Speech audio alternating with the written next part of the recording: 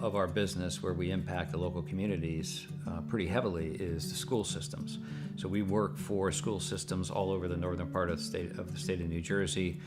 We operate their water systems, their wastewater systems. We do a lot of their permitting and compliance work, and we ensure that the water that the kids drink is clean. We go out and do the sampling to ensure that it's not contaminated. And we also treat the wastewater that's being generated at a lot of these facilities as well before it gets discharged to the environment. So we are supporting the local community through supporting the boards of education and the local school systems. For the finest in vinyl siding, rain gutters, overhangs, storm and replacement windows, even patios and decks, trust in the experts at Ultimate Siding and Gutters. In addition to being licensed and insured, our technicians are also friendly and courteous, performing hassle-free service and installation at affordable rates. Plus, we provide free estimates for commercial and residential structures. Our entire staff will exceed your expectations. For the ultimate in siding, gutters, and much more, call Ultimate Siding and Gutters today.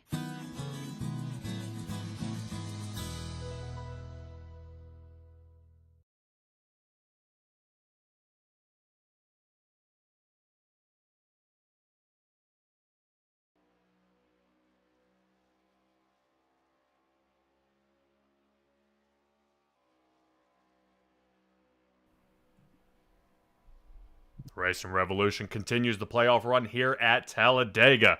Patrick Morrison here in the booth with the ever so wonderful Stella. We are now into the second round of the playoffs. The Elite Eight that remain in the chase will be cut down to 4 after next week's race. But tonight we have to determine a new driver, and who will it be? Coastal Financial has put forth the sponsorship of this race, betting on Nick Alves and the number 24 Chevrolet to bring home the win. He's going to need one from where he is on the points, so he's going to have to continue churning forward to get more points. For a win and in. But Michael Bennett, the defending Talladega champion, will be pushing for his first win this season.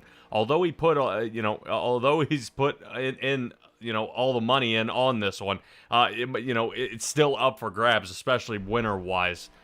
He is out of the chase, but he is still going to try to make it to victory lane here tonight. And qualifying has already started here, so kind of let's go ahead and get caught up with what we've got going on here at the track of Talladega. We are going to be racing 94 laps. Stage break will be at 30, 50% fuel, and 5 sets of tires. Remember, Racing Revolution, I believe there may be one faster pair here. We'll see. There is one? Yes. Okay, yeah, I wasn't sure this being a super speedway. It should be, but I know for certain $20 to the winner of tonight's race. Like I said, now they're hoping that Coastal Financial 24 machine and Nick Alves is going to bring home the win here, and it's going to be interesting. Temperatures on the track sitting at 112 degrees. That's going to be really interesting, especially these tires heating up, getting tacky quick, but then wearing out later on. Stella, I just don't know if tires are going to be that much in effect here tonight at this 2.6-mile track. Well, as I understand, most of the time the tires aren't that much because we have such beautiful banking at 33 degrees in those turns. But with that kind of heat, I think that might make a change. All right, and we already got a couple people out there in the chat. Sit Down Mark's Wrestling Podcast. Let's go. Appreciate you joining. If I'm not mistaken, I think I saw you just tune in and subscribe to the YouTube channel. If he can do it, you can do it too. So, guys, keep it up. Let's take a look at what we've got here out there in the qualifying so far. Right now, Caleb Gilbert is on top of the chart. And Stella, if you notice something a little different there, remember what I said last week. All our guys in red are the ones who are in the playoffs. I've gone ahead and marked Caleb Gilbert in the number 40 as the lock-in, and he will be highlighted green for the next round heading into Phoenix. He is the first one to lock into the grade 8, right? Yes, into the championship 4. Into the 4. Yeah, we're in the Elite 8 now, silly. All All right. My heavens. Taking a look at the new driver, Brandon Barrier, here in the 85 machine. He will be showing out there in the 58, though. I know there was a little bit of a tussle with a couple of numbers with, I believe, Kynan Jones, but we'll see if these guys take the field. Right now, I have Alex Kenton, Tay McDonald, Alex Berube, Kynan Jones, and Ted Rekich have yet to take behind the wheel yet. I've at least got times for 6 drivers out here, trying to see if they can squeeze a little more time. Interesting, Raider taking this inside line here. We'll see if he can get any better. Right now, sitting kind of in a dismal 16th position. And moves himself up to second. Excellent job by Robert Raider here, getting into the front row. Fresh air is always good here in the front, but being in first, you're always a sitting duck. Everybody's kind of aiming for you. But right now, Caleb Gilbert and Raider sitting here for 1 and 2 for the 4 Star Industries team, and Nick Alves sitting 6th. Oddly enough, I believe last time Talladega was here, Nick Alves ended up 6th in that race. So we'll see if anybody else gets out here onto the track. Michael Bennett in the number 14 machine nailed 14th, so still got a lot of work to do out there for him to move his way onto the front. So let me see if we can grab him here. Let's go ahead and have a little have a conversation with Michael Bennett. Michael, you got a copy? I do. How's it going, Patty? Oh, doing all right, man. Well, reigning defending champion here at Talladega. Kind of a slow qualifying time here. Yeah, I'm not that great at qualifying on super speedways, man. I just don't know what it is. These guys must know something that I don't. Well, you're going to be gambling a lot, really in the back of the field there. How nervous are you, and is the Team BDE going to surround you and try to push you to the front? So I'm just as nervous as I normally would be on a super speedway. It's going to get crazy out here. Got guys fighting for the playoff spot. It's gonna be wild. So I don't really think it matters where you start. Right. Just get your pit box, which didn't help me. But yeah, for the most part, they're gonna help. Pretty much everybody in the league's okay with somebody who's not a playoff driver winning. So I got a lot of help from different teams. All right. Well, I know I always say, if you can get around good people, they'll be able to give you a good push out there. But Michael, it's I hate to see you out of the running here, man, because I think this would have been your shot to get in the championship 4. Heading into next season, how confident you feeling kind of with that schedule, that kind of the preliminary schedule they put out there? Feeling pretty good. I like the short tracks a lot better. So seeing Richmond on the schedule, that's probably one of my favorite tracks in the entire game. So hoping I can get it done there, really. But all in all, feel pretty good. Gonna have a team change next year.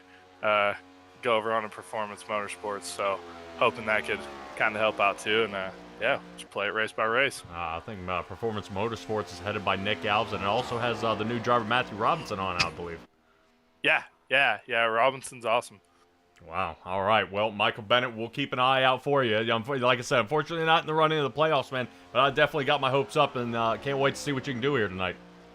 Well, hey, if I can cling on to one thing in this league, it's that I've won the only Talladega race we've ran, so hopefully I can go 2 for 2. All right. Eyeballs will be on the 14 Chevrolet. Good luck. Thanks, man. All right, everybody, that's Michael Bennett, and he's right now he's going to be sitting now 15th as Alex Berube almost wakes up here, fires up, and takes the pole immediately, right on top. So this is going to be excellent for his playoff run. He was looking pretty strong there at Kentucky, but kind of fizzled out there right at the end. Definitely some tire trouble for him. About another minute left in qualifying here. I still have 4 drivers that have yet to qualify. And to say this, Stella, some guys don't qualify, and that's okay. Some guys would prefer to let the race kind of happen in front of them and then attack in the final 15. So that's going to be Definitely tricky for some of these other drivers out there who have qualified up in the front. Like Jackson Lomax is his, I believe, his debut race here with the Racing Revolution League in the 96 Toyota. So he'll be breaking out and getting onto the track. That's also really, really good. But right now, I think I'm looking at 21 drivers here so far, Stella, and that's a pretty good turnout here, especially this deep in the playoffs. It is. It is. I'm proud of them. But as I understand, most people, maybe not Mr. Bennett, love the speedways. They know they've got a chance because on a super speedway, everybody has a chance. Yeah, 100%. No matter where you are on the track, in the front, in the back, you have that chance. And one place I wouldn't want to be is probably dead center. Kind of that Jeremy Burns, Justice Murphy, Matthew Robinson area, that 10, 11, 12. I would say I probably get like car claustrophobia. I hate being right somewhere in the middle. I can't move up, I can't move down, I can't move to the outside, or I can't move to the inside. And it just runs you out of options there and really puts on the stress. Well, stay away from LA traffic. Alrighty. Let's go ahead and take a quick look at our starting grid for tonight's race.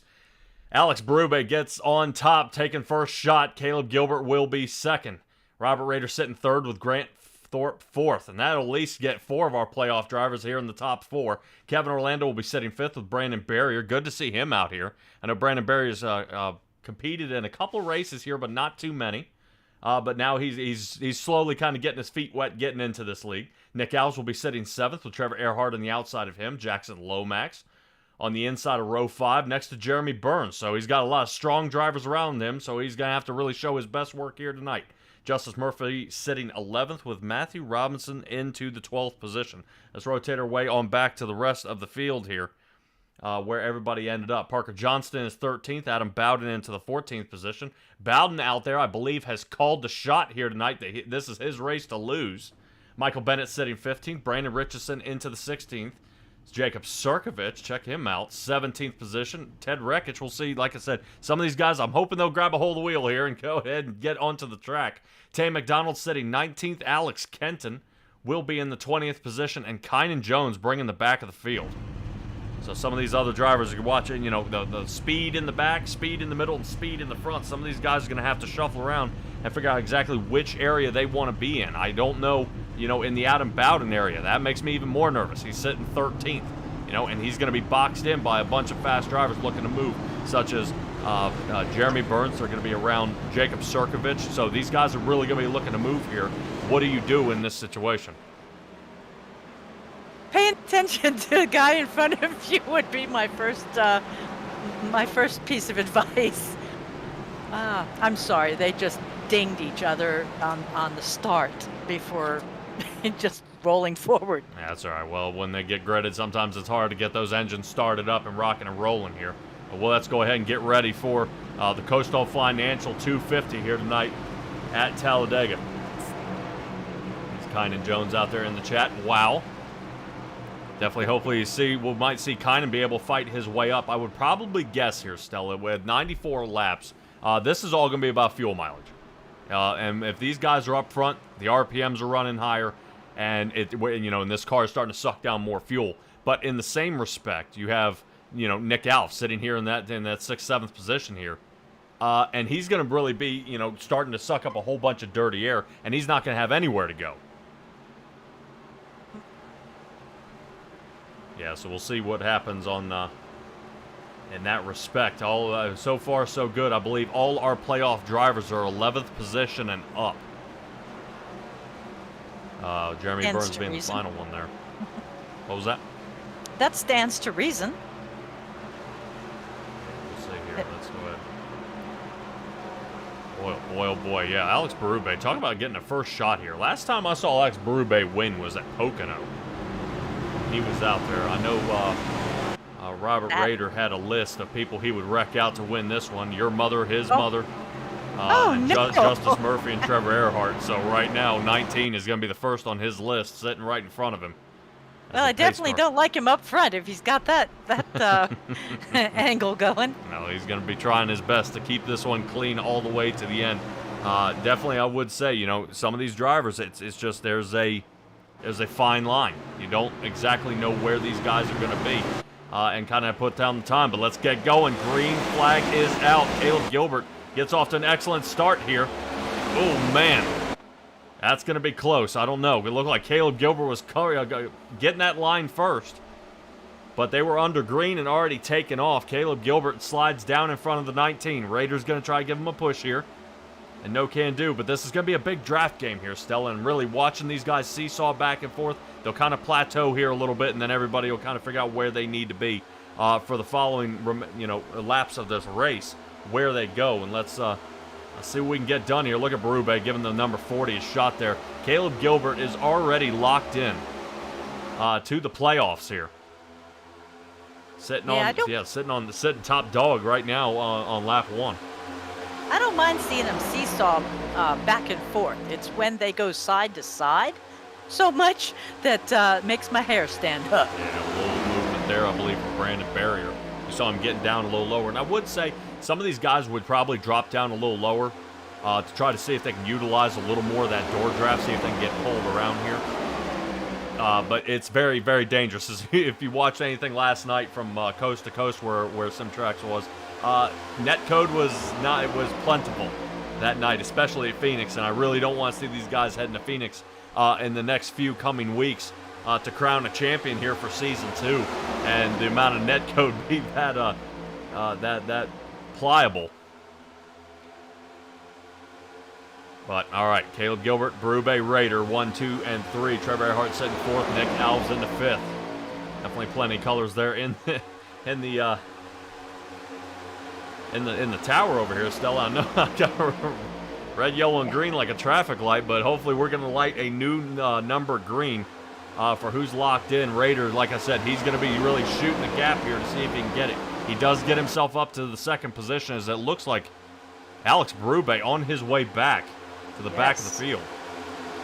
Yeah, interesting place to use the slowdown. I've seen a lot of guys, they'll use this backstretch right here that's got plenty of asphalt there in the center to slow down and to back off there. Him actually riding high may have actually been a really good idea as he tucks in behind Parker Johnston, not losing the draft and now down to 14th.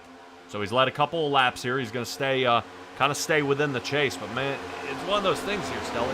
If I sit in the back, I might be in the wreck. But if I'm out front, I don't know if I'm going to be the wreck or if I'm able to escape from it. So we'll have to see how that works out. Ted Rekich already on the move here, up 6 positions, sitting 12th. And was forced in a 3-wide situation there with Jeremy Burns, who's still the meat in the sandwich. Yeah, Jeremy Burns is on the move back here from 10th now to 14th. He's still battling to get his way back up there. I know a couple of drivers are way off pace here. Jacob Sirkovich. These guys are almost 3 seconds off the pace. Way, way back here. Sirkovich, Kynan Jones, Adam Bowden, and Tay McDonald way here in the back.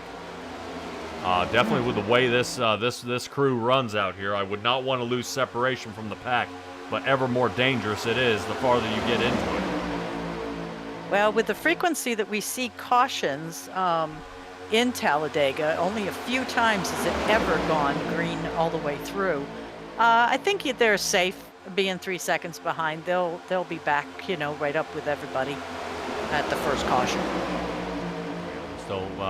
Still a lot of race left to go. Once again, we are going to have a stage caution at lap 30. And these boys are out here racing for money. $20 on the line to the winner right now. If it were to end this lap, Caleb Gilbert would be the one to get it. I guarantee you they would not like to see a non-playoff winner get it.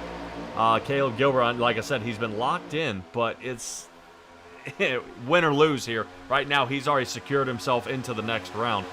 When we reach stage break, we'll pull up our championship points and take a look at where everybody and how they stack up and kind of give you an idea of what we're looking at before cutoff. Next week ends up taking us to the track that is too tough to tame will be Darlington. That's going to be a nasty track, egg-shaped right before we head into the playoff. And really after that, Stella, then these guys actually head into Season 3. Yeah, with not much break either. I think their first race of Season 3 is on the 28th of February.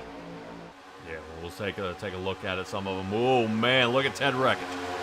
Ted Rekich, dead center. He's moved himself up to 6th position now. Fighting here in the center. Looks like Jeremy Burns sees the speed, and he's going to follow along. Watch this outside lane.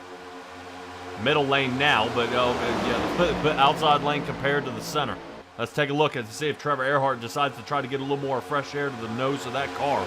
As he's been tucked behind Raider here for a few laps. Now, Trevor Earhart has moved up 5 positions, sitting third. So right now I've got 2 Fords and a Chevrolet in the top 3 right now, followed by another Chevrolet of Nick Alves. Breaking the cycle will be Jackson Lomax and his 96 Toyota. Fantastic job by him out here giving it a shot.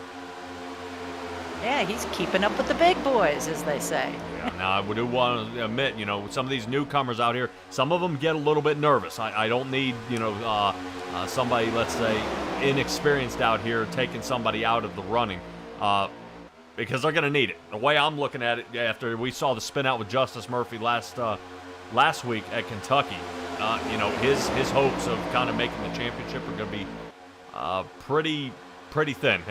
They're not looking good. The light at the end of the tunnel is dimming very quick for Justice Murphy and the number 12 Chevrolet All About Bugs machine, but he still has a chance. He's just reached that win and you're in point of the race, and we're going to have to see if he can continue on the way. Biggest charger of the race is Ted Rekich, who is now broken into the top 5. Outside line is working out fantastic, but Trevor Earhart looks like he's going to see if he can try the same thing.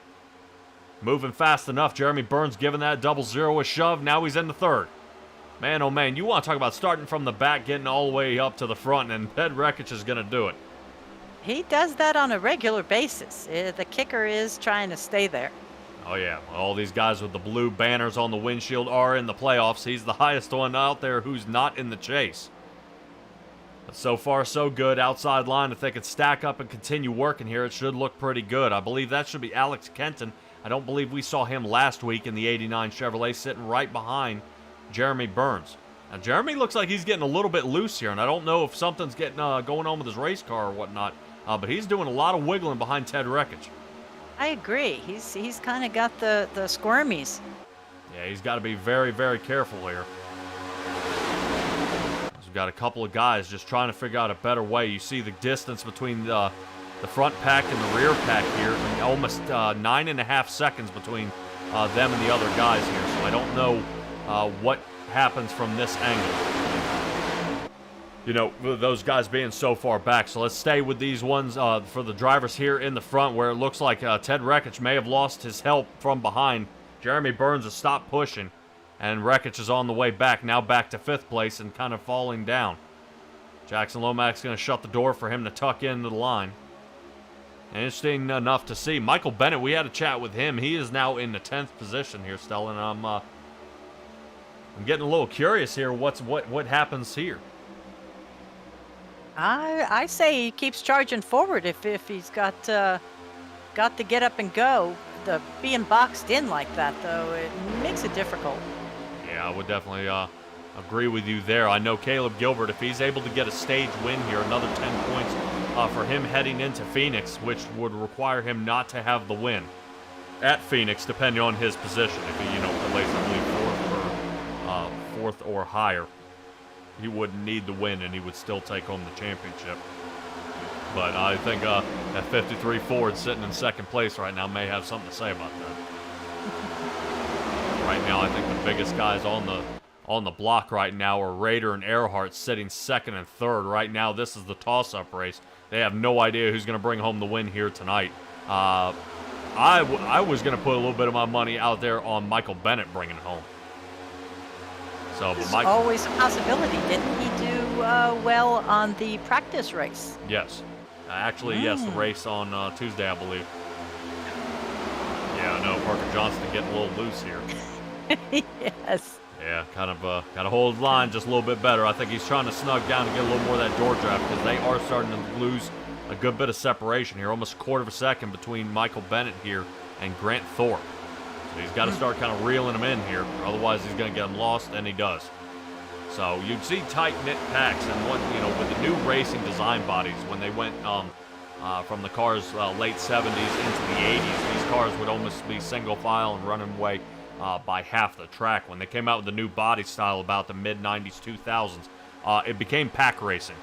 And Dale Earnhardt enjoyed that. Mr. Restrictor Plate was out there to get, was able to get a bunch of wins. And his son, Dale Jr., was able to get a bunch of wins here at Talladega. So the body style, and these guys running in packs, these cars can't hold out alone by themselves to really put on a decent race. Nice move.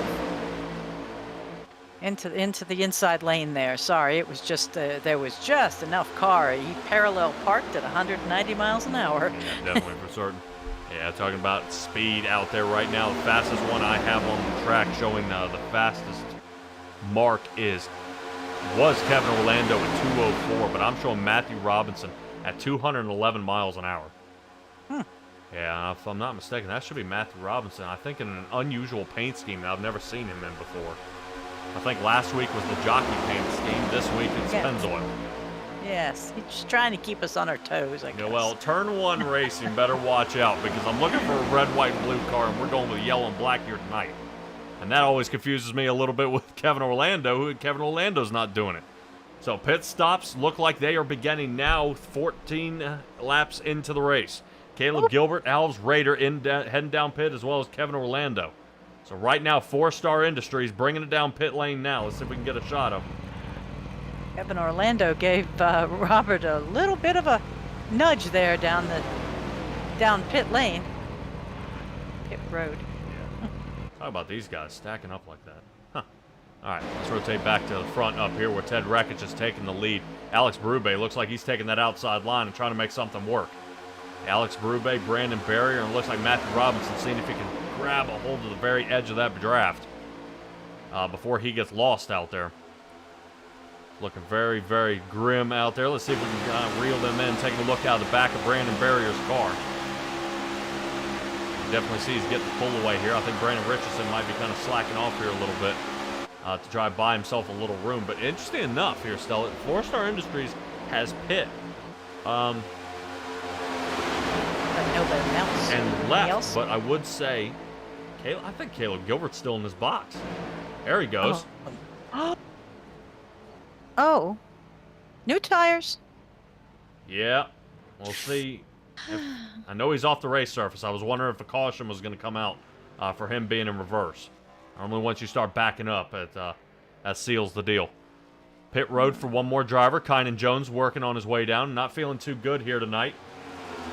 Physically, he's not feeling very well, but he was able to make it out just for qualifying, and now he's getting trying to see if he can get back out onto the track. It's like I said, we are halfway to the stage mark, and Rekich leads this one.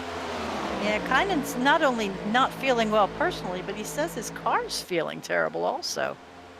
All right, so well, hopefully maybe he can get something squared away there. Yeah, hopefully he's able to kind of calm that down a little bit. I know it is a lot harder, but talk about moving up. Jeremy Burns doing an awesome job here in the number 9 machine. He is right now on a tear here. Up 8 positions so far in the 9 machine. Sitting second here, Stella. I'm wondering if this new internet and him going back to college is really starting to shape up well for him. It's a good possibility. He seems to be having a good command of where he wants to be. I mean, if he's working in the back, that's where he is. If he wants to be up front, he just goes, and there he is. Yeah, we'll definitely keep an eye on that. Yeah, taking a look at Jeremy Burns. Last time we saw him win was after that massive crash after Daytona. He won that race with a broken toe leg right there at the end and was able to scurry across the line before Nick Alves was able to reel him in, which is a real heartbreaker for Nick Alves. Yes. Hopefully Nick will be able to kind of overcome that. That was where he was squirting through the infield, right? Yes, they were on the way out of wreck was heading into 3, but through 3 and 4. Gotcha. And Jeremy Burns was down on the bottom. We saw Nick Alves squeeze out for second, and Alex Kenton ended up third. Talk about big speed here, 190 miles an hour, and we're still, oh no. Yeah, I can't blame Jackson Lomax for that one, not at all. It looked like we were stopping coming down pit, and then we locked him up.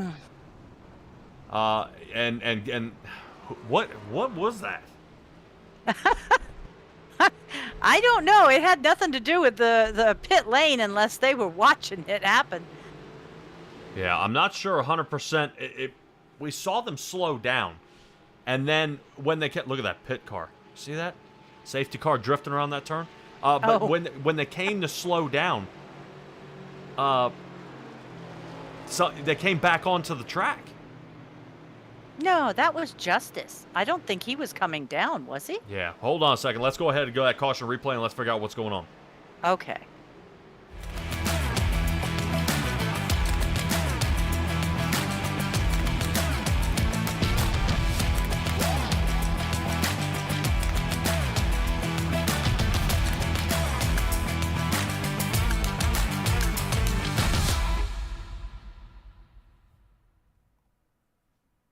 All right, here we go. Let's take a look at it.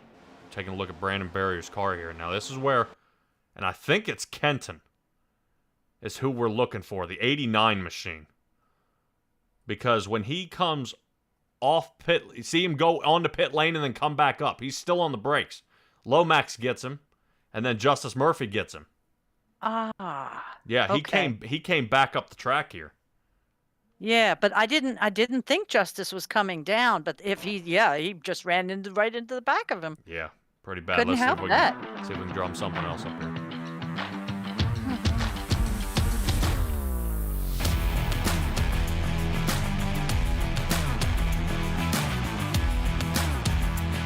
Perhaps a mutual chopper.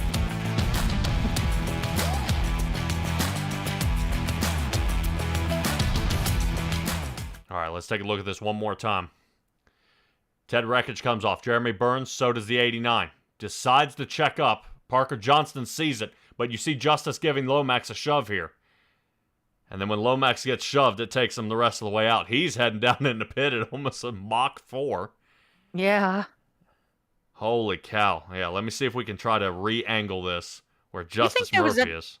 There was any way Kenton was just perhaps fixed on the guy in front of him and started to follow him down pit lane and not think that, and then realize, oh my, I don't want to go into pit now, and pulled back up Yeah, because he hadn't quite committed. Well, fortunately, with a fast repair here, that's going to be good for some of the drivers. Justice Murphy ended up with some damage. Grant Thorpe damage. Jackson Lomax, first race here. That is not what you want to see. But still a good showing. I can't point fingers and say Jackson Lomax is at fault. You know what I mean? Because it looked like when he came off the racing surface, he was hitting the brakes. And then I think the tires locked up, and he slid back up the track. And Lomax had nowhere to go. I mean, Justice Murphy was pushing him to the next spot. So, Yeah. couple of drivers down pit road still. Justice Murphy, Grant Thorpe, Kynan Jones still down pit. Yeah, right now we'll see if anything happens here. I don't think anybody's heading out of the race just yet. Matthew Robinson may have had to head to pit or been towed. And now I'm showing a good amount of time there. Sitting down pit road here. Hopefully none of these guys are getting checked out and in the infield care center. I'm not sure just yet. Still looking at his race car here. He may have, he may be getting towed here. I don't know if he got broken and he's trying to work his way around the rest of the track. Justice Murphy has broken free.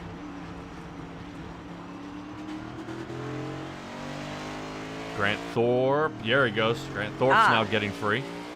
I was just going to say, he's still sitting there. I'm a little worried. Yeah, we're still holding on Matthew Robinson to see if he returns. Alex Kenton back down pit road. Well, back down, I think this is his first time visiting here. He's not going to be able to back out of this one. So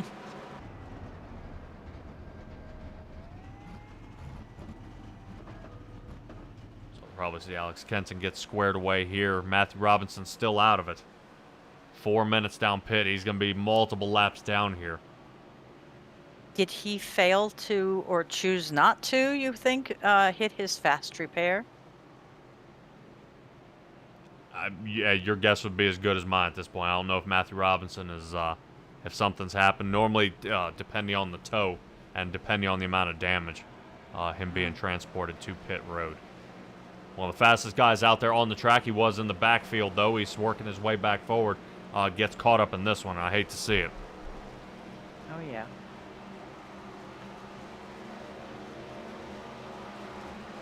Kevin Orlando's having some good times with his new tires.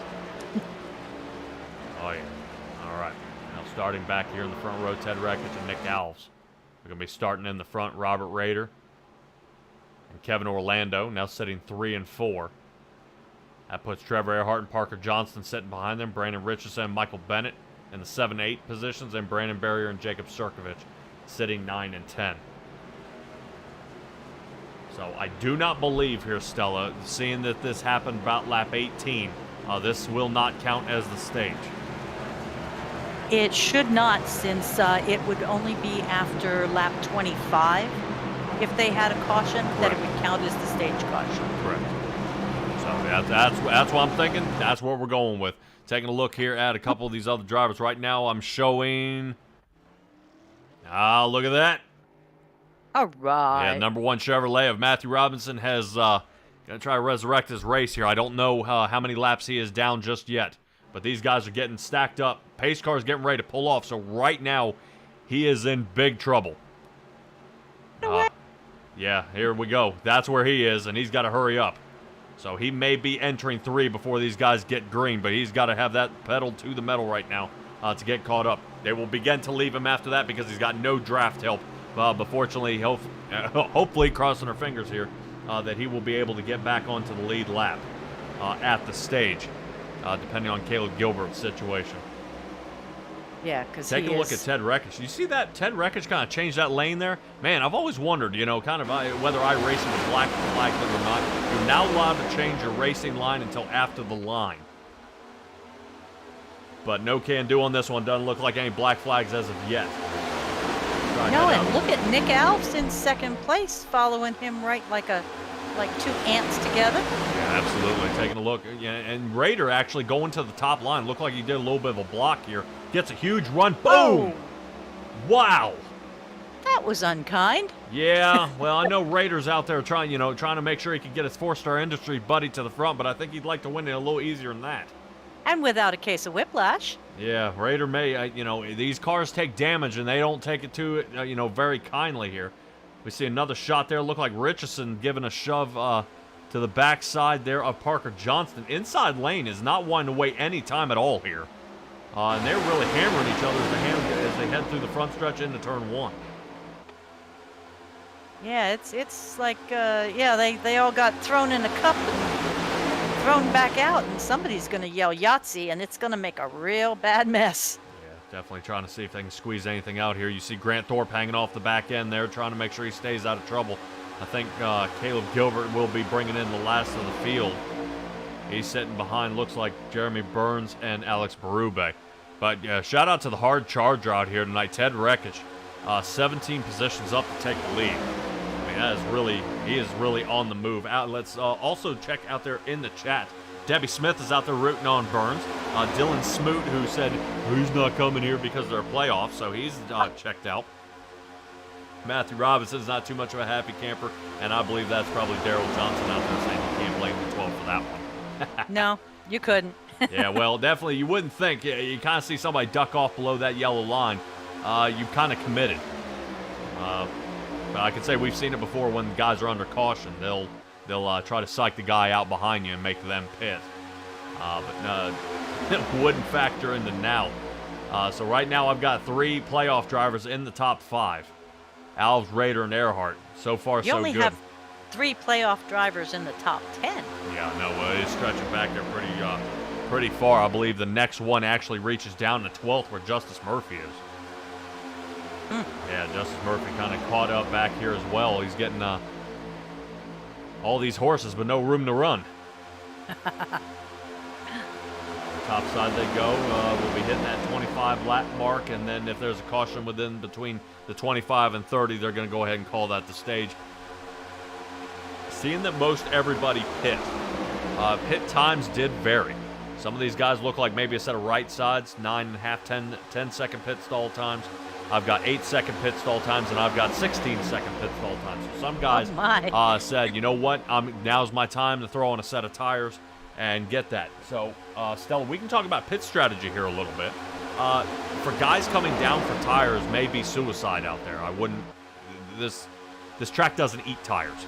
The amount of speed, the amount of draft, they're not having to dig as much. It's not as demanding as a road course or something that doesn't have enough banking on the turns. So I think guys taking tires may just kind of be a dumb idea. I would definitely do it during the stage because it's a scheduled caution. But any green flag pit stops, there's no way I would take tires. I would lose too many positions, and then any sort of draft help I have out there would just kind of be washed away. I can understand not not doing it on a green flag, but I disagree in thinking that if it's a caution, I'm going to take tires, especially with the heat on the track today. Yeah, you might be right. Taking into account the heat on the track, it could definitely put a little extra wear there. Let's take a look back down on the track. Michael Bennett has now broken into the top 10, almost forming his own lane here on the outside. Trying to see, I think that's Brandon Barrier he's following behind. Kind of a new car to our eyes here, but outside line is now starting to shape up. Kevin Orlando and Brandon Richardson caught in the center. The center will work, so will the outside, but man, Michael Bennett is some kind of loose here. He is all over the place. All right, now Matthew Robinson's praying for another caution to see if he can get back on the lead lap here. No can do. Alex Kenton, I believe, is also a lap down as well, and Caleb Gilbert is down a lap. Yeah, and Caleb Gilbert would get the lucky dog. Yep. Here we go, looking at this outside line here, see if they can get anything going. Tynan Jones sitting 16th. Richardson now falling back down to 14th. Kevin Orlando now outside the top 10. He's going to have to fight his way up. And Kevin Orlando's got a little bit different paint scheme here. Let's see if we can get that drone out there. He's got a little bit different paint scheme. I think it was the Tonka car last time we saw it.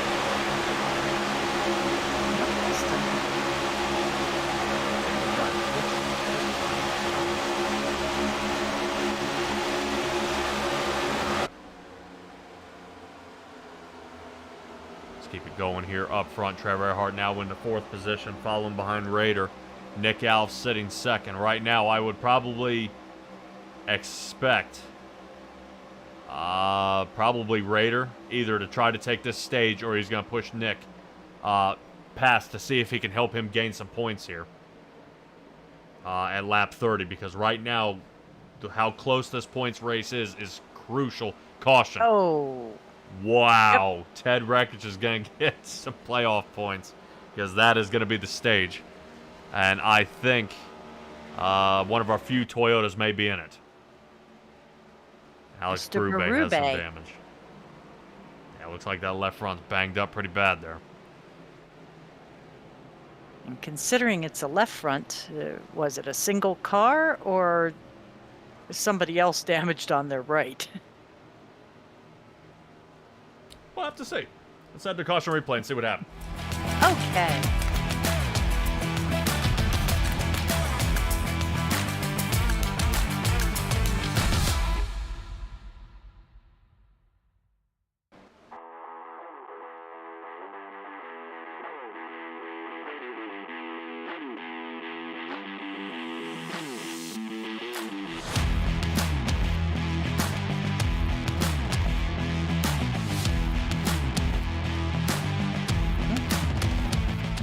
All right, everybody, and we are back. I've tried to roll it back as far as I can to see the severity of this because this starts a lot sooner than you would think. So we're following along Alex Berube here, and it looks like Brandon Barrier tries to break on the outside. Michael Bennett watches it happen. Look at Bennett. Good job, Bowden, moving out of the way, but watch.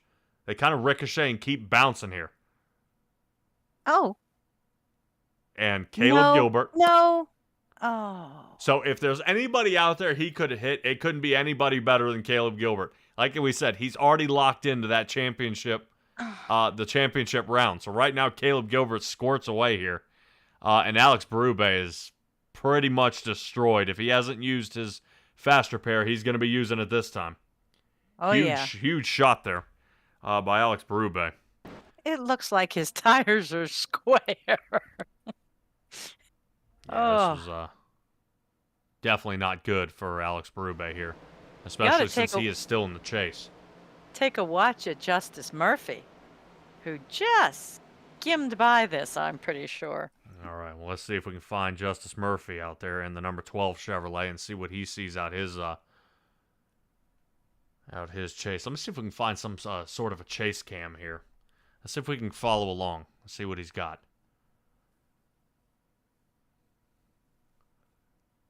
All right, this is where barrier breaks toward the top. Glink.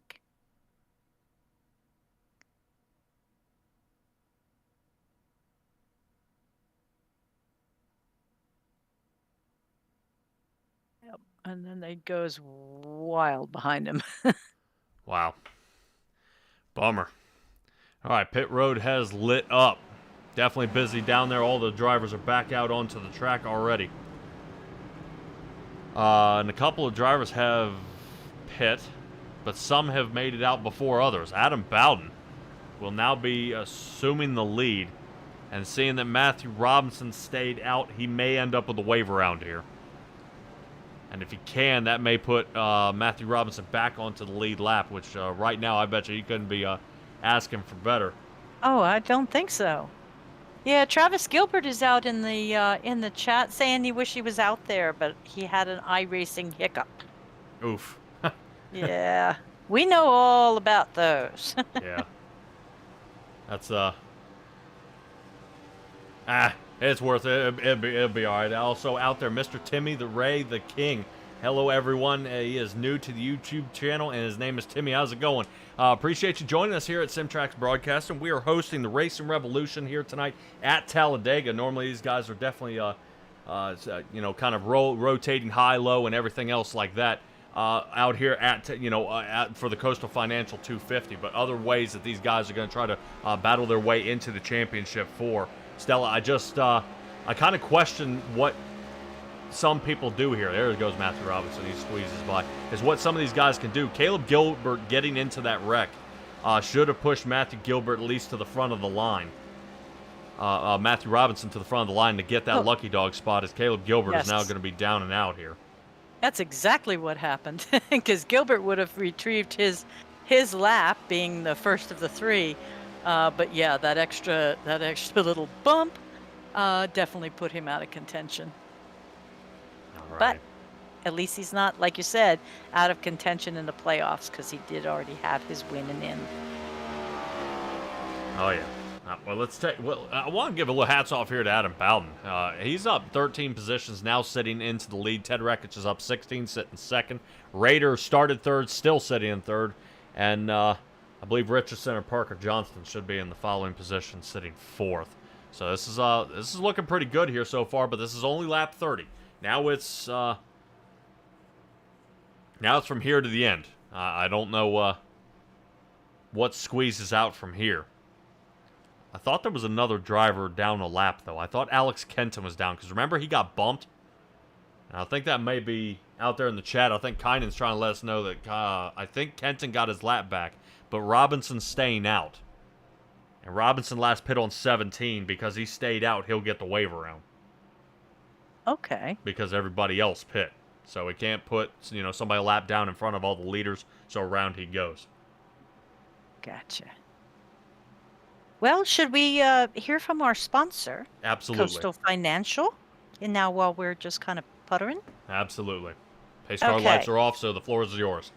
Oh, no. Okay, maybe later. Oh, well, you better do it quick. They got a little bit before they hit that restart zone. Coastal Financial provides financial services to individuals and businesses who are looking to improve their current financial position, achieve their financial goals, or just protect their families and businesses in these ridiculous, uncertain times. You can find them at coastalfinancial.com and also on Facebook at Coastal Financial. Green, green, green! And that we do. Adam Bowden going to take us away here to the next restart.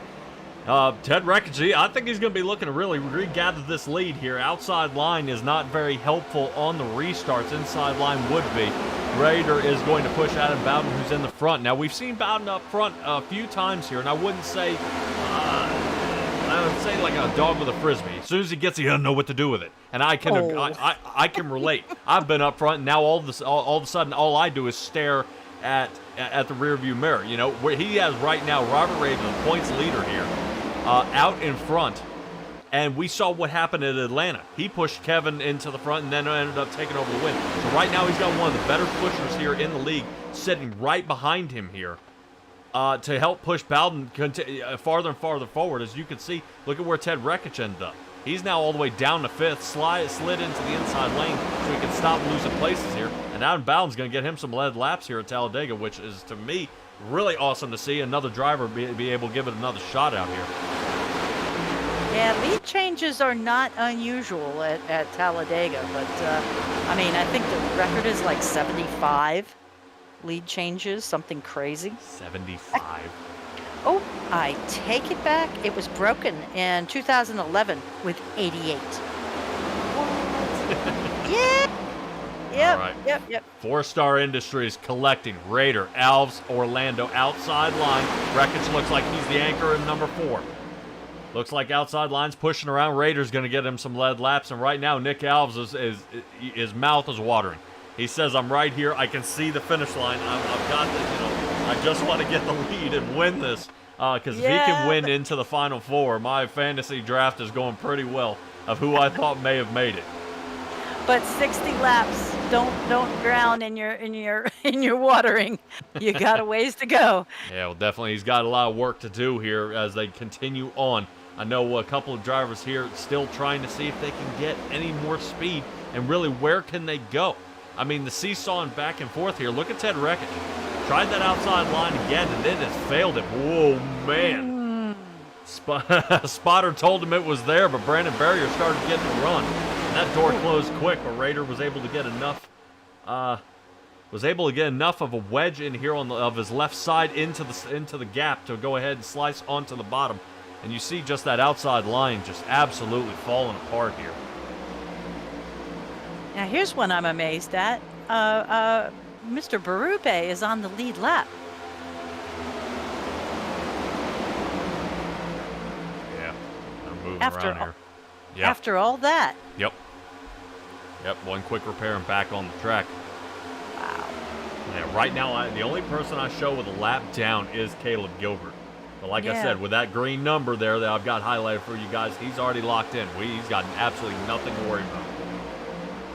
Taking a look at Michael Bennett back here, starting in, sitting 12th now, really the defending champ of Talladega. He's got a lot of work to do. He's got a lot of placement to pick up here.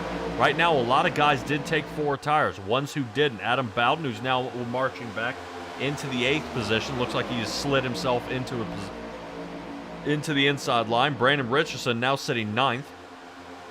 He had a 7-second pit stop. Everybody else looked like they decided to take 4 tires. Yeah, but as I say that, Trevor Earhart had a 4-second pit stall time. Alex Kenton had a short pit stall time. So a lot of different strategies out here. But Raiders still leading this race with Nick Alves sitting right behind him and Kevin Orlando following up.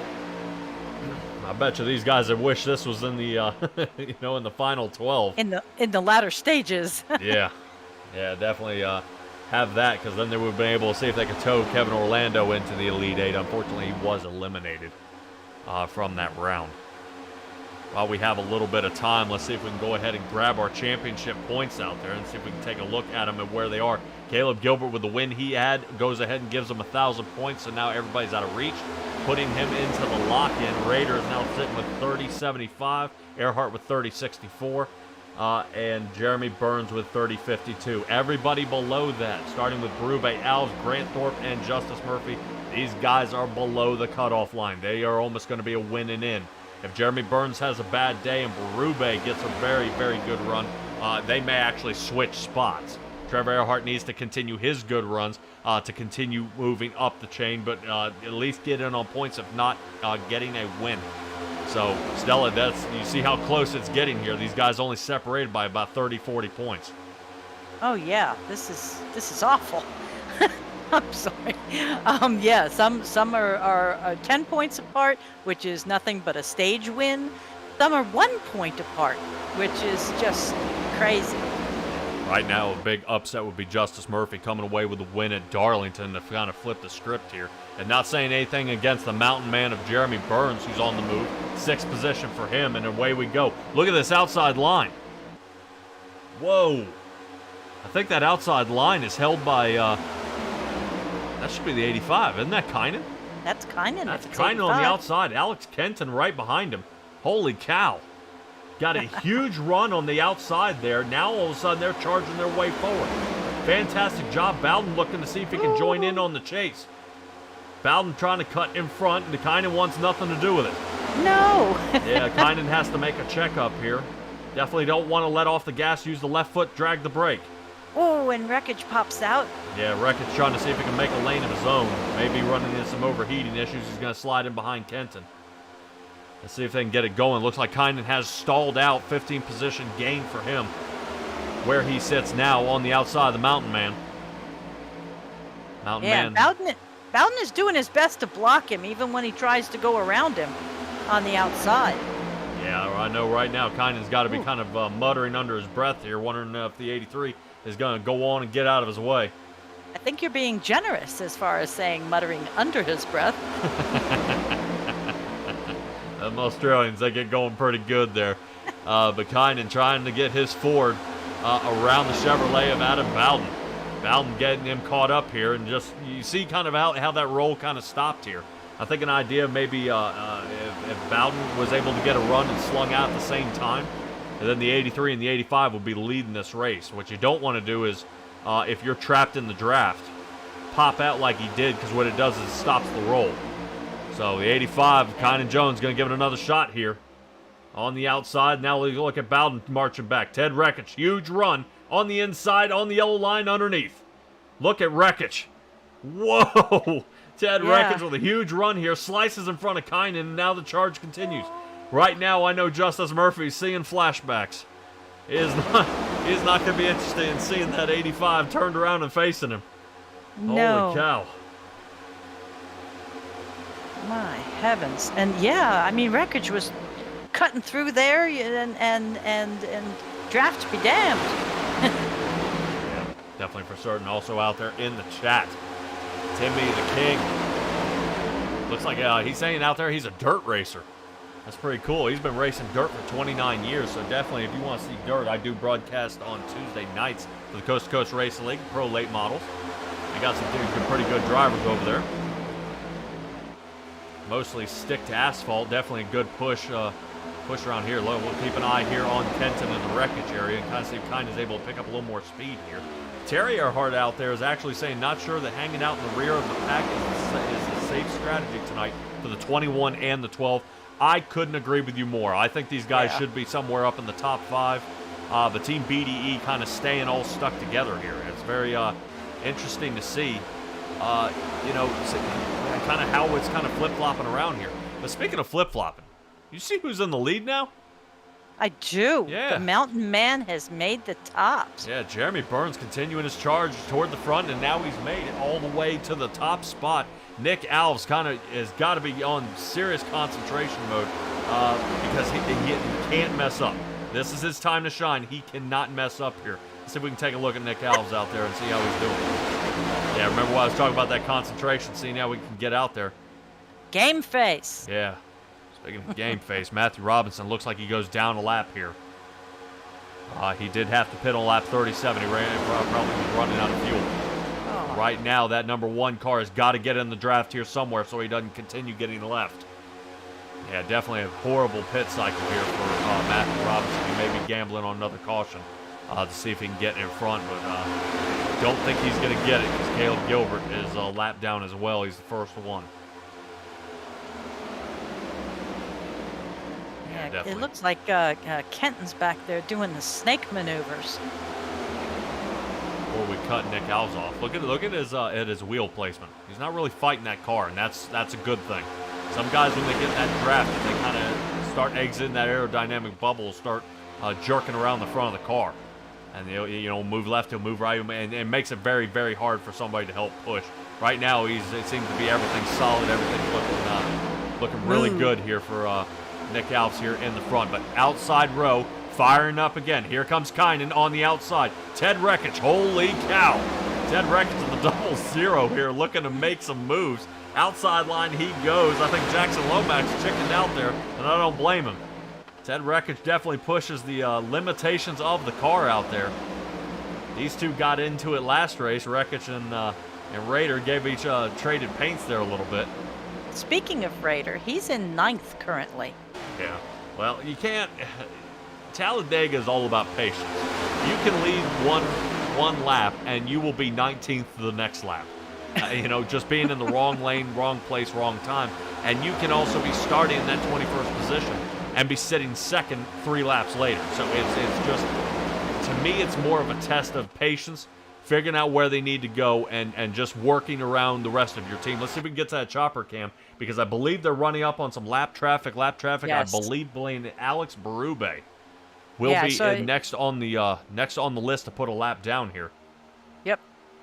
There he is. I saw the back of a red car. I was trying to ascertain exactly who we had. Yeah. But yeah, this is going to make a difference because these guys are neck and neck right now. All right, here he comes, kind of reeling him in here. Outside lane, looks like Tay McDonald from out of nowhere. Tay McDonald in the 7-3, down in front of the 85. Perfect move here. And now let's see how they deal with Alex Berube as they get caught up coming out of turn 4. Berube top line. This is where it becomes dangerous. Here we go. Oh, man. All right, looks like they get him right there in that tri-oval, and he's going to go. Everybody's going to go ahead and slip on by. Yeah, we had a little sideways push there, but everybody held their own. Parker Johnston got into the back of wreckage. Oh, wait. Yeah, that's kind That's not. Here's Kynan Jones. No, it's the half and half red hood gets me. It's either Burns or Johnston all the time, and I never fails. I'll call the wrong one. Well, come on. Jeremy Burns' team disconnect. You can't miss him. Yes. And Parker Johnson looks like a nerd's box. Nerd's box. Oh. Okay. But I don't know. There's something with that little lightning bolt. It makes me look like an eyeball, and then I see the other one. Yes, Burns got into the back of wreckage. All right, How's well, that? let's go ahead and give a quick shout-out, actually, for Kynan Jones, making it all the way from the back to being in the lead here. It's up 20 positions. He has passed the entire field now into the front. Alex Kenton, who may or may not be at fault for the caution that we had, here he is sitting second. Tay McDonald, who was in the back, back there with Matthew Robinson, and that pile that was in the back. Now these guys have all of a sudden turned on the afterburners, and they're working their way here toward the front. This is excellent by everybody out here on the track so far. As well as our newcomer, Mr. Lomax, in 6th. Oh, yeah. Taking a look here at Tay McDonald racing around. Seeing his concentration, seeing how well he's doing out there on the track. I always get nervous when you get to this point. Right now, everybody third and up has moved at least 16 positions to get where they are now. Wow. Yeah. Tay McDonald up 16, Kenton up 18, Kynan up 20. So fantastic job by all these guys here in the top rung. Jeremy Burns has moved himself up 6, sitting 4th, and Raiders lost 2 positions, rounding out our top 5. But a couple of lanes here in the back are starting to work up again. Ted Wreckage and Jackson Lomax, seeing if they can get anything. Now, what I would probably suggest here is what the 96 would do is drop off about 2 car lengths and then run up on Ted Wreckage and give him a good shove from the back, and that'll get that outside line moving again. But these guys, I don't believe any of them are teammates, so they're kind of having to kind of go off how each of them drive. There's not a rhyme or reason why they're doing what they're doing. Kind of watching body language, so to speak, with the cars. Do I look like I want to be pushed? Right. Well, Raider sitting here in 5th place, which brings me to my next segue here. Stella, talk to me a little bit about Chapman Environmental Services. I can do that. Because I know that Chapman provides integrated environmental management and consulting services. That includes broad spectrum regulatory compliance, permitting, field sampling, and much more. If you want to learn more, visit chapmanes.com. All right, looks like pit lane is heating up as we're taking a look at Robert Rader. Definitely excellent job. Look at what he just did. Stays to the outside, which technically these guys try to stay on the other side of this dotted line here. But he just passed 2 more cars heading down into pit road to get a good angle on the way in. So excellent job here by Robert Rader in the 53 to get into pit road at a fast time. But pit lane is starting to heat up here as we are almost to that 50-lap mark. Bowden resumes the lead. So right now we've got Adam Bowden, Jackson Lomax, Brandon Barrier, Parker Johnson, and Jacob Sirkovich. Now we don't talk about Jacob Sirkovich a whole bunch. I know he's back there in with the Team BDE guys. Right now, they are almost all of them side by side, packed up here. Sirkovich, Thorpe, Justice Murphy, Trevor Earhart, and Michael Bennett. All these guys kind of packed together, so it looks like Team BDE is all locked together, and they're coming down all at once. If I'm not mistaken, that should be the rest of the field. Woo. Yeah, right now, Kynan Jones looked like he may have beat Raider off the line. Out of pit road here. Excellent idea. So, a little toss-up here. Kynan, 9-second pit stop. Alex Kenton, 9.5-second pit stop. Raider, 11.5-second pit stall. Interesting. Well, something tells me that Raider may have taken a right side set of tires. May try to tighten this race car up a little bit, let the worn out tires on the inside work. So we'll see.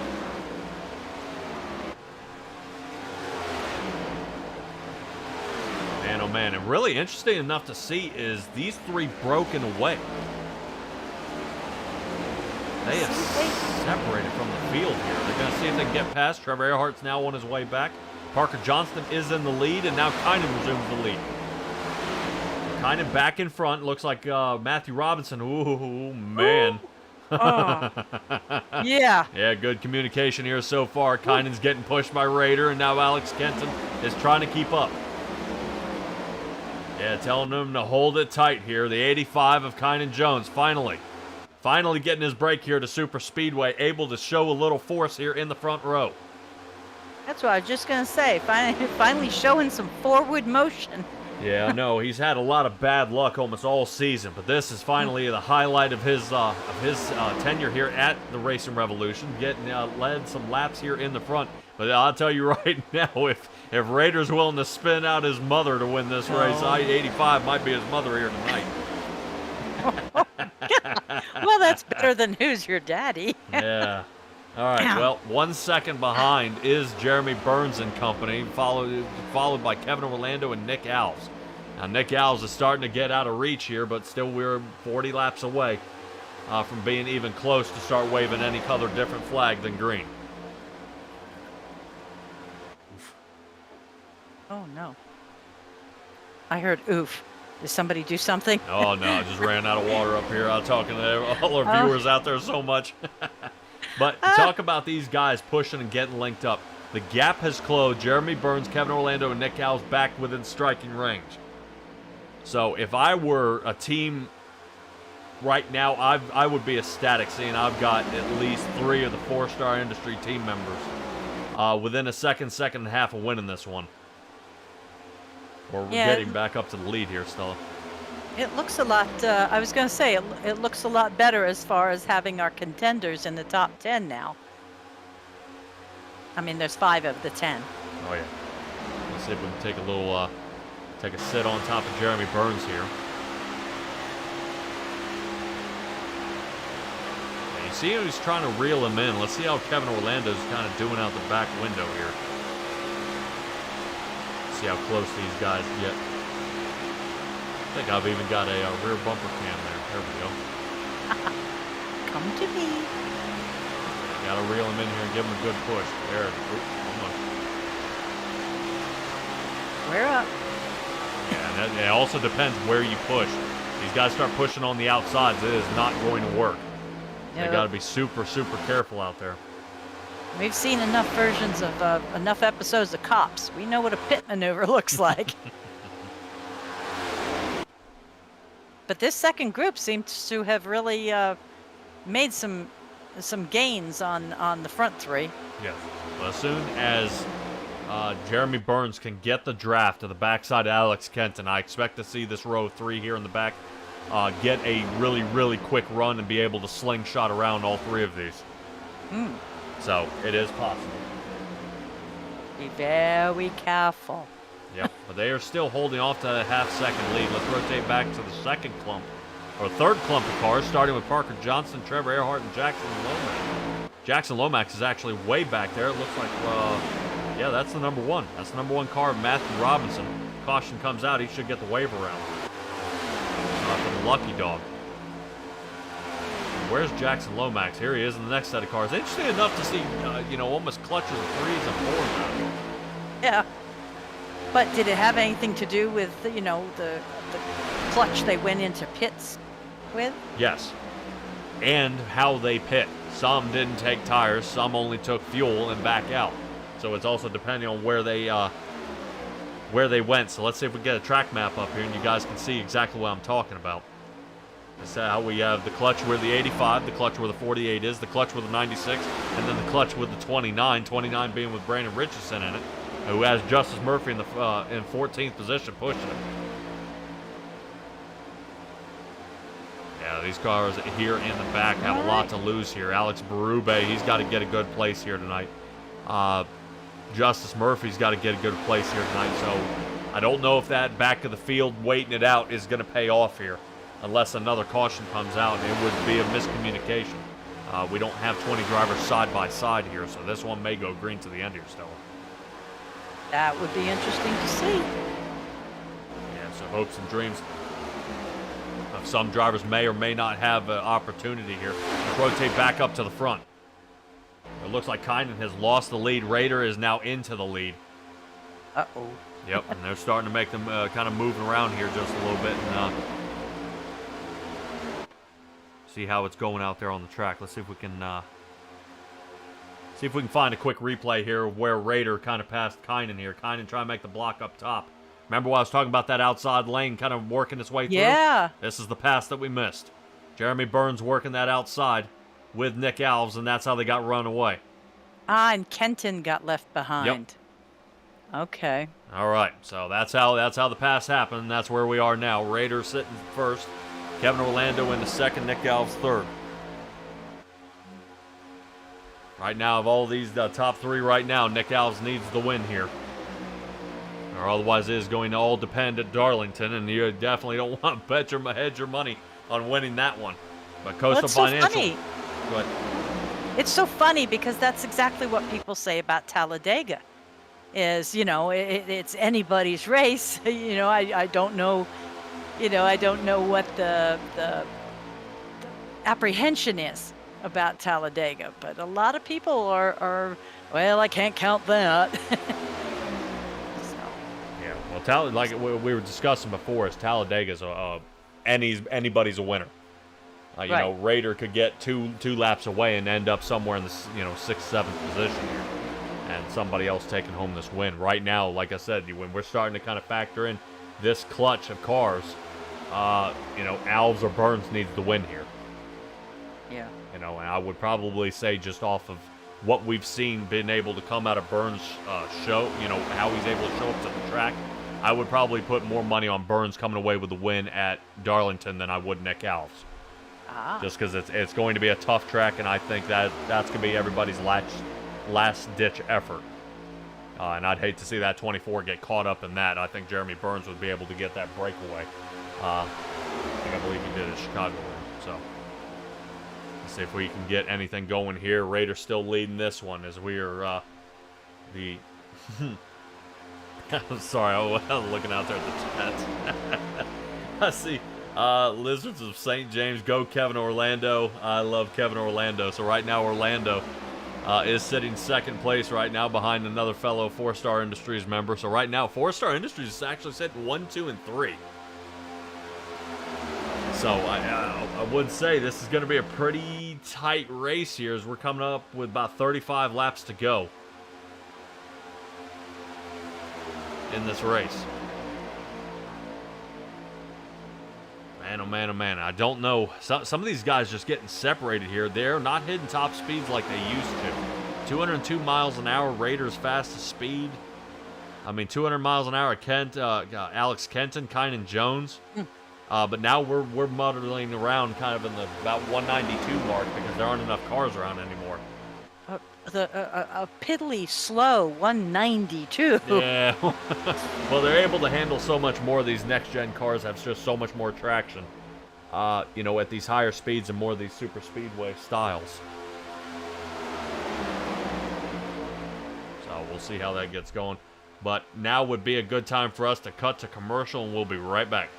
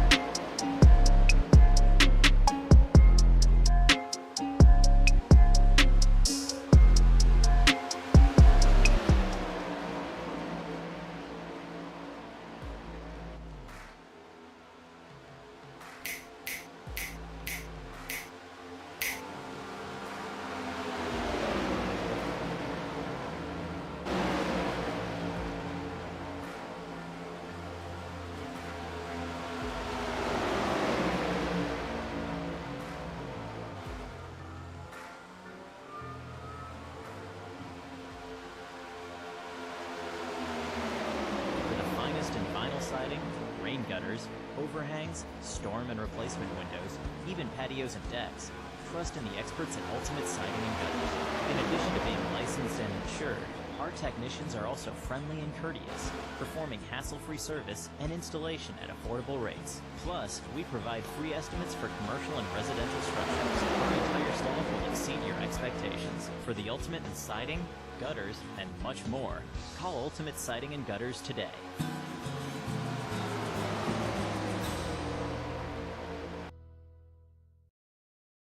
One area of our business where we impact the local communities pretty heavily is the school systems. So we work for school systems all over the northern part of the state of New Jersey. We operate their water systems, their wastewater systems. We do a lot of their permitting and compliance work, and we ensure that the water that the kids drink is clean. We go out and do the sampling to ensure that it's not contaminated. And we also treat the wastewater that's being generated at a lot of these facilities as well before it gets discharged to the environment. So we are supporting the local community through supporting the boards of education and the local school systems.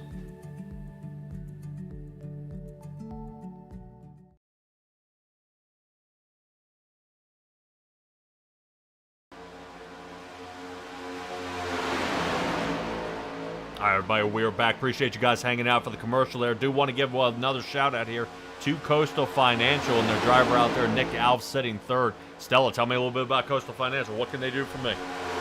Well, they can do a lot for you. If you go up to coastalfinancial.com, you can find out that they provide financial services to individuals and businesses who are looking to improve their current financial position, or maybe achieve their financial goals, or just protect their family and business in these uncertain times. So go to coastalfinancial.com or Coastal Financial on Facebook. Oh, yeah. Take a look here at Grant Thorpe and the 77 machine. Look like he's trying to see if he can get this lead back on track here. He's got a long, long way to go. He is sitting 7th, I would say. You know, he is still a top 10 finish here, but I'm looking here from the outside looking in is how well is this going to work out. You know, these pit stop times didn't fare well for some. The caution's going to have to happen to clump these guys back up, because I'm not seeing anybody making any headway here just yet. We're taking a look at Grant Thorpe. Seems to be getting everything squared away. And very nicely color coordinated with his car. Oh, yeah. Looking good. And I think we also have Trevor Earhart out there who's sitting right behind him in the number 21 machine. That's Chevrolet.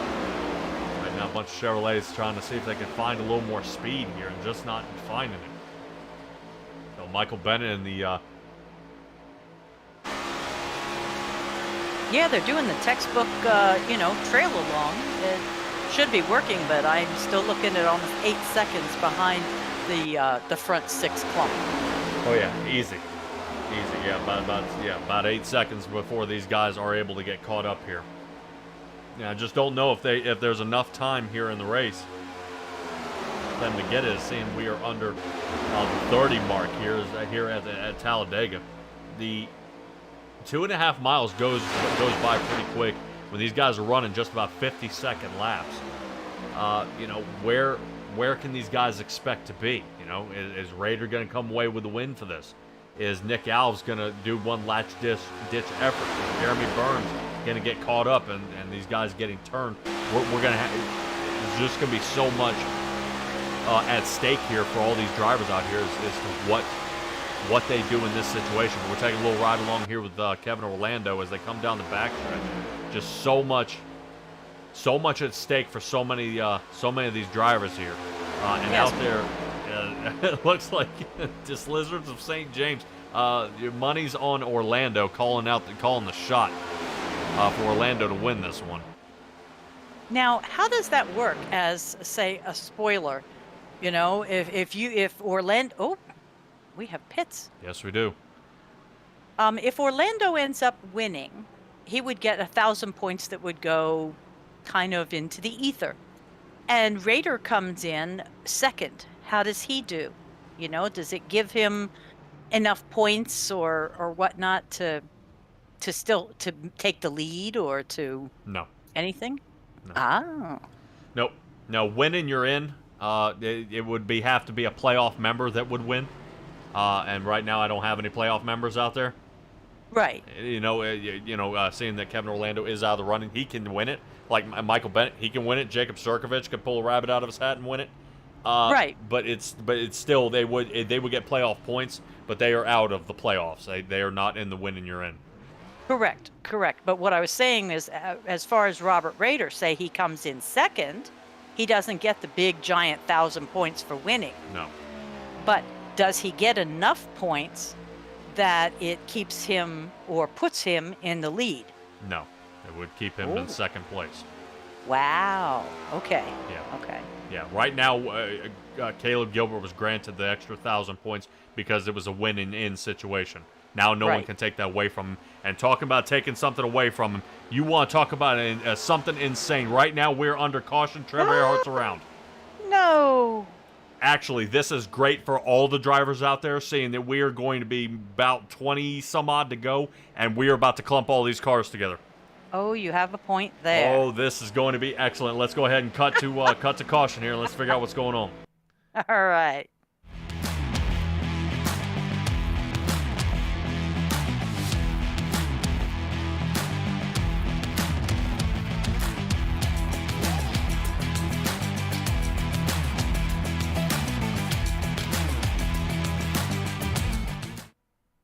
All right, everybody, we're back taking a look at it from top angle here of what happens to Trevor Earhart. Doesn't look like too much is happening, but new tires on his race car, or lack of new tires, and this is what happens.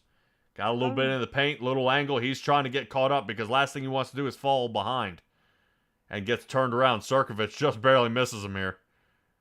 And I think he comes back up onto the race surface. There's the caution. There it is. So right now, I think half the field's thanking him and half the field isn't.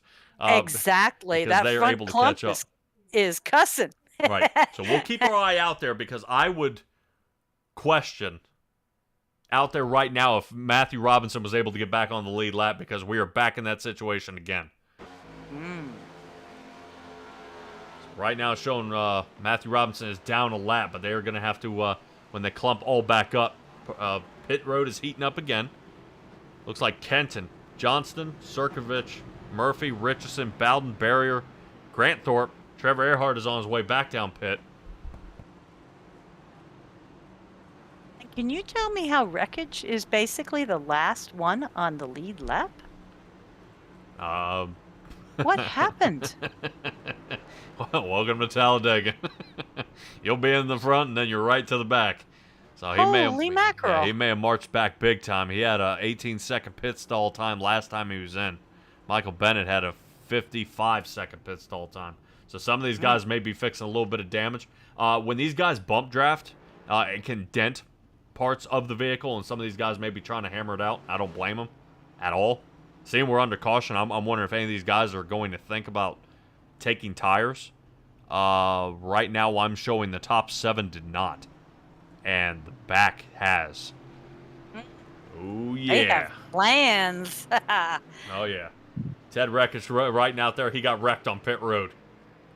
Oh. Oh. Appreciate you filling us in, Ted. Definitely, I'll tell everybody kind of keep an eye out there for Fast Pass Racing Network out there, run by Ted Wreckage.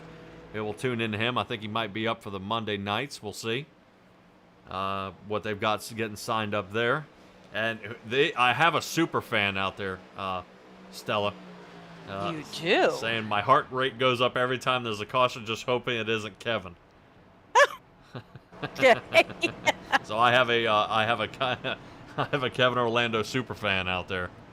Excellent. Okay. Yeah, I was gonna say Kevin Orlando super fan, but I thought you said you had a super fan. I was like, oh yeah, no, I'm not that good. I'll make an announcement probably. I think it'll be next week. That'll actually be 6 months we've been live. We've got over 100 subscribers on Facebook and over 200 there on YouTube. And I appreciate each and every one of them, you guys tuning in to what I do each and every week for all these leagues out here, bringing you some of the best racing out there. Some leagues no, some leagues yes. You know which ones. because Hey. well, cautions in this league are few and far between. And tomorrow, they've run 3 races with 2 cautions. Yes. So far. So, ones that you see here, like that, Trevor Earhart getting spun around, that was, I mean, you realize how rare that is? I mean, that Yeah. never happens. But it looks like a couple of guys are coming back down pit. Grant Thorpe back down pit. Burns down pit. Tay McDonald, Ted Rekich back down pit. Alex Kenton back down pit. I would probably say some of these guys are clumping up. I had originally the front 7 did not get tires. But right now I've got all the way up to at least, believe 5th position. Where Justice Murphy now resides. Justice, that's just what I was going to say. Yeah, right now, Justice has got to be beside himself right now, but it's one of those things. We've seen Justice win, and wins he wouldn't expect. We saw him win at the Daytona Roval, but then he came back and won at Iowa. You know? And it was off a 2-tire pit stop. And I think he caught his entire team off guard with that one, but Justice Murphy here. In the All About Bugs 12, this is his time to shine because we got 25 laps to go, 24 when we hit the line for the Coastal Financial 250. And then, keep in mind, the winner also gets $20 here. So there's still money on the line. Super fan for Kevin Orlando, he's now sitting 10th. So a little slower on his pit stall time, 16 seconds for him. Looks like he went off cycle than the rest of his guys out here in the 4-Star Industries team. Maybe there's a method to his madness. Well, a lot of drivers we haven't been seeing up front here, and it's nothing against them. It's just luck of the draw here at Talladega. Parker Johnston is sitting 3rd. You know, Kynan Jones has led some laps here, sitting 4th. Brandon Richardson. I mean, nothing, like I said, nothing against some of these drivers. Just where in the world did he come from? Up 11 positions, sitting 5th. I mean, he's got to be feeling great. Justice Murphy up 5 positions, sitting 6th. Jacob Sirkovich has gained 10 positions and is now sitting 7th. So now what we were watching is that back clump of cars is now in the front. So I'm interested to see what these guys do. The ones that have taken tires, the ones that haven't taken tires. So let's see what they do. And let's get this one back underway as Barney is locked and loaded here.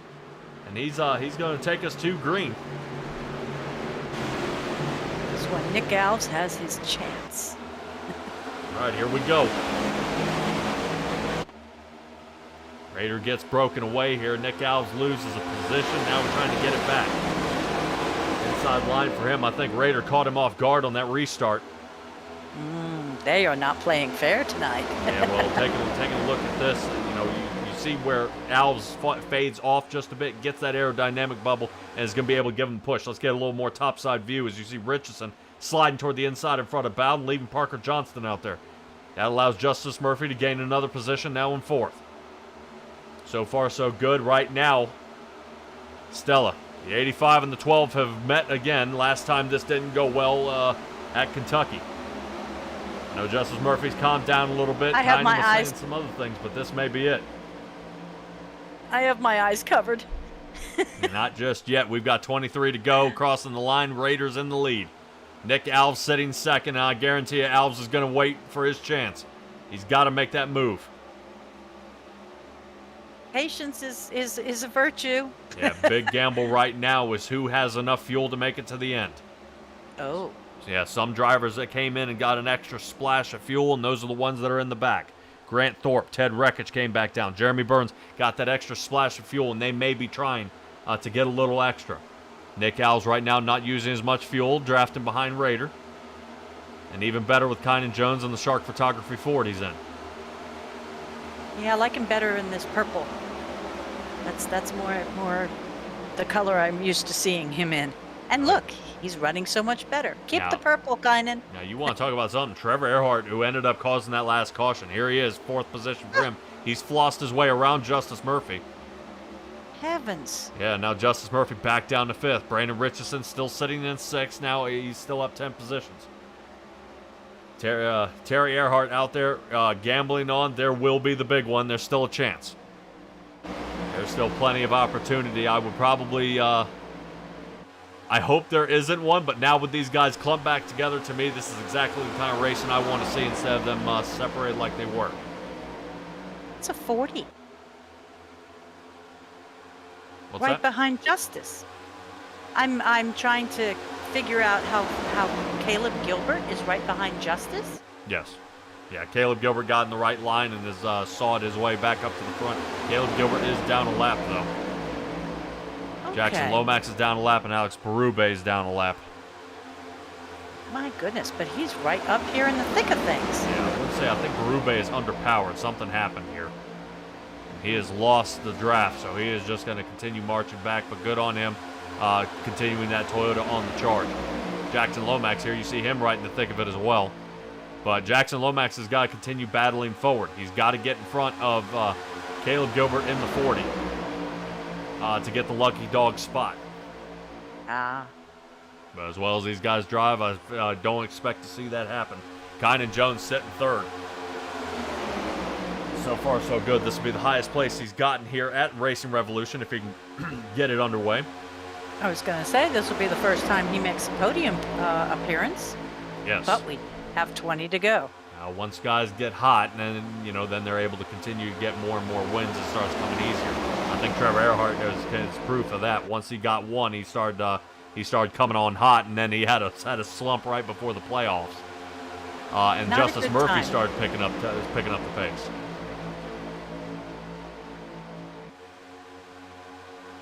Oh man, looks like Chuck Fletcher out there. Glad you're joining us, man. Dude, I am so amazed.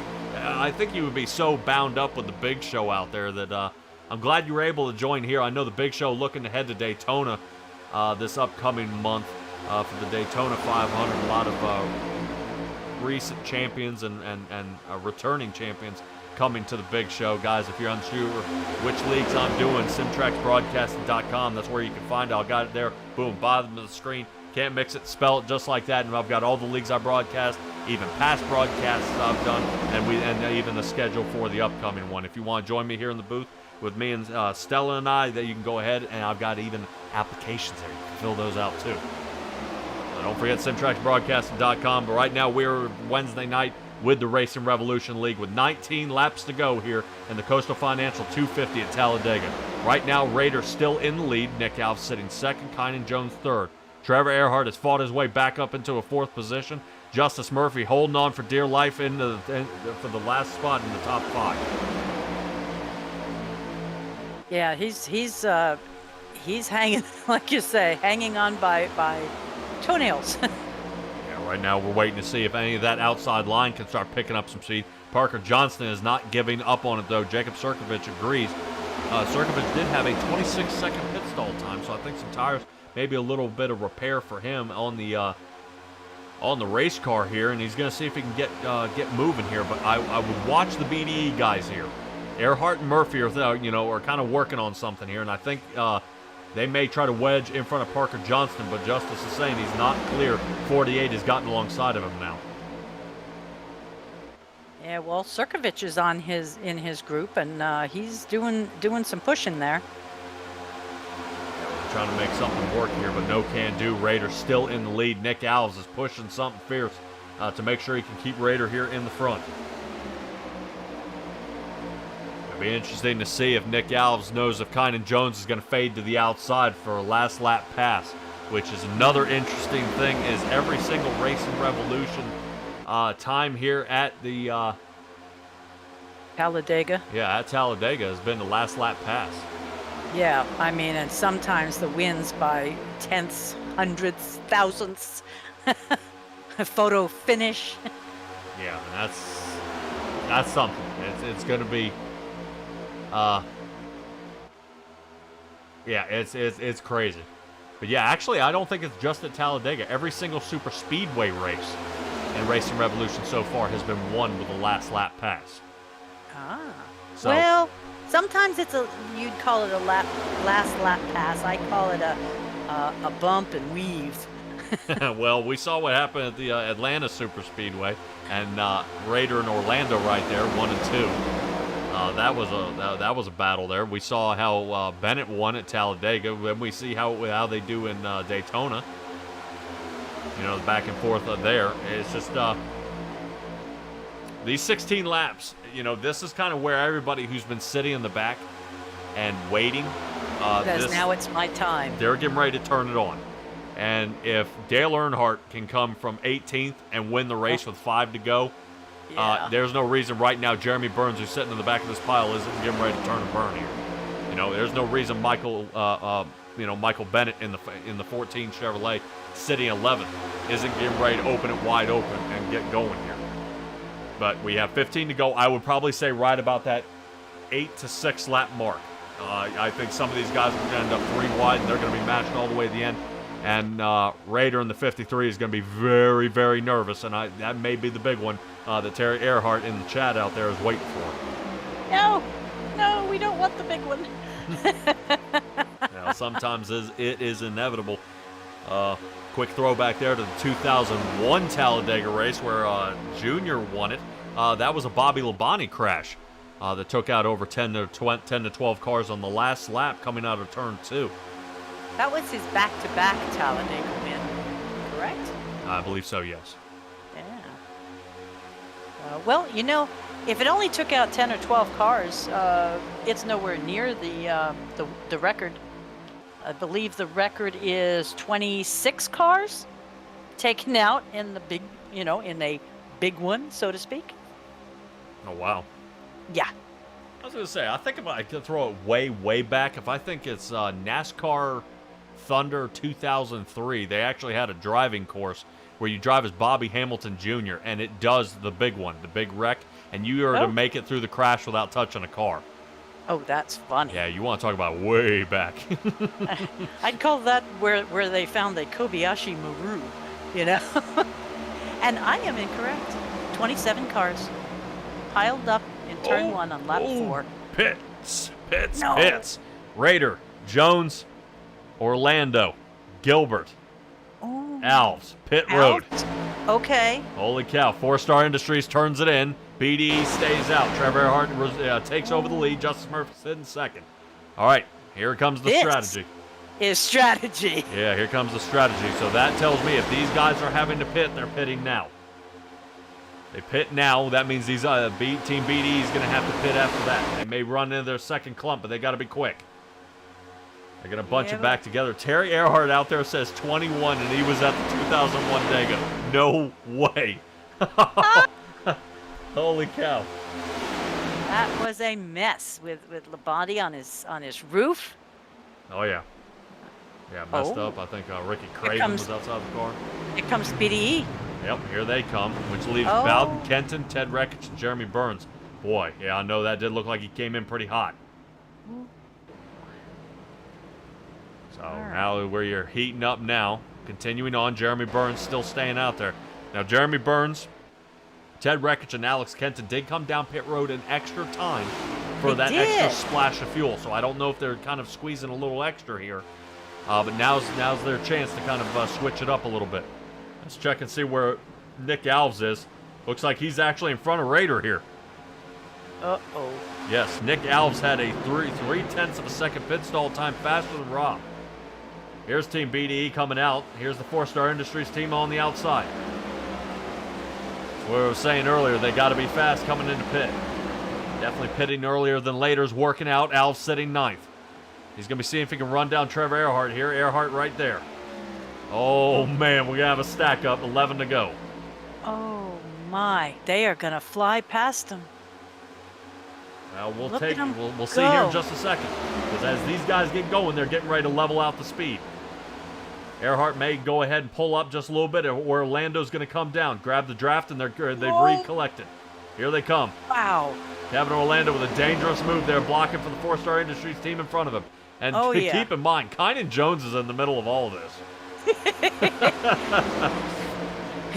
So these 4 are talking, those 4 are talking, and he's like, hello? Yeah, right now Nick Alves is in front. Right now he's got 2 guys that still have to pit. Bowden and Alex Kenton are still going to have to come down pit. So Nick Alves may have the Cinderella story from behind. His first and only race win of the year at stake. Yes, go. Holy cow. But he's got a lot of drivers behind him going to be pushing for this one. Nick Alves and Raider sitting 3rd and 4th right now. Kynan Jones sitting 5th. Behind them will be Kevin Orlando. I know it's showing the 40 out there, but he's still a lap down. So right now, all 4 of the 4-Star Industry teams These guys are sitting, if Caleb were on the lead lap, sitting top 5 right now. Very nice. Yeah, no kidding. Still no pit out of Bowden or Kenton yet. Still holding out there as long as they can. Let's check in on them. I just want Kenton to make a clean entry.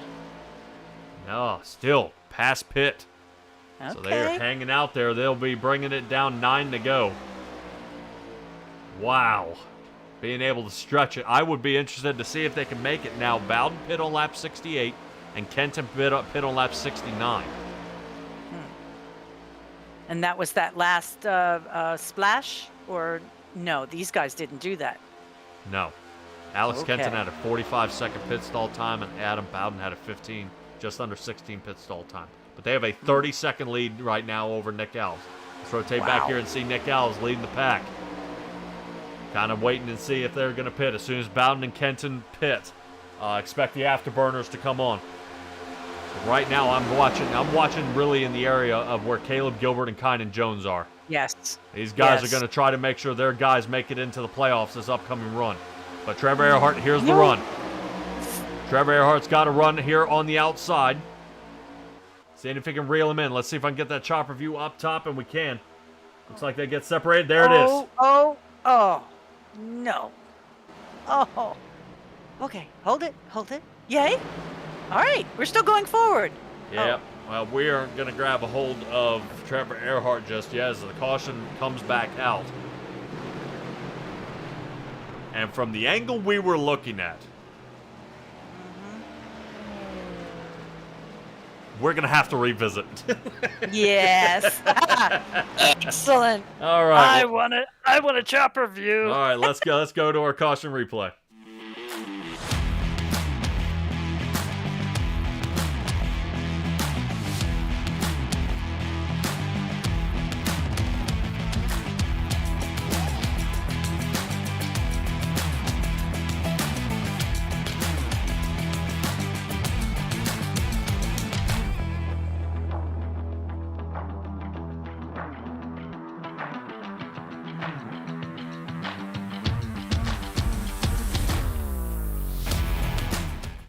Alrighty, Stella, here we go. Let's take a look at it from the top side here. I see Justice Murphy giving a push here.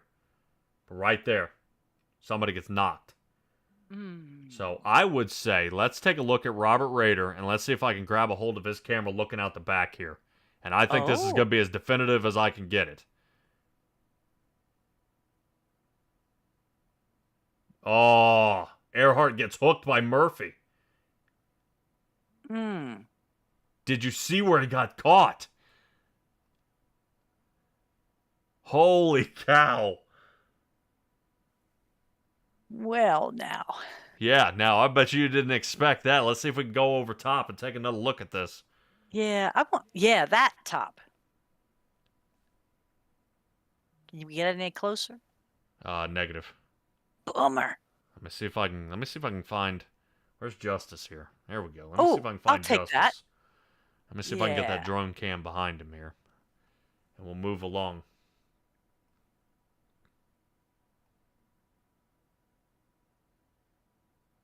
You see Justice moving to the side here a little bit. Remember, these two have been in a tussle before. But right here. Right there. See it? Oh, on the way back up? Yeah, But- Earhart looks like he gets hooked a little bit by the 12. But then Kynan rotates up just a little bit, and this is where then Kynan pops him. Yeah, but by the time they were on this turn, both 12 and 21 were down below the line where Kynan's on the way up right now. Okay, but these two maintained. Oh, or maybe not. 85 looks like he's headed off track.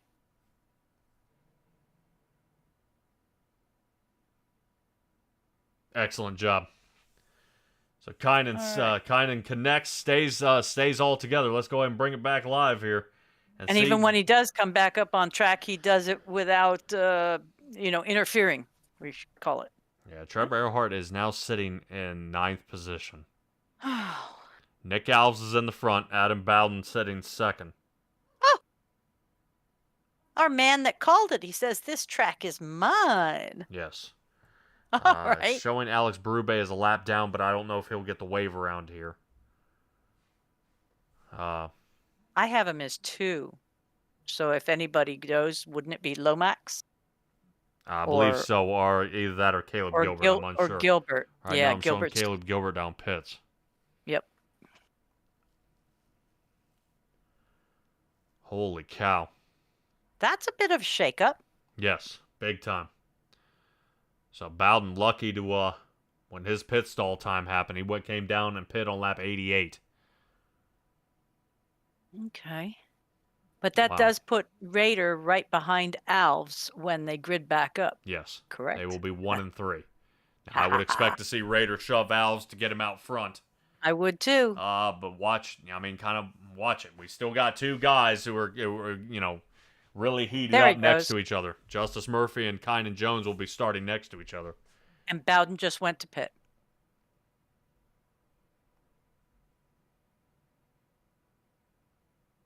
All right. So that means Nick Alves is actually going to start next to him. Next to him. Yeah, I was afraid of that. It was a little weird. It did show that Adam Bowden came down on lap 88.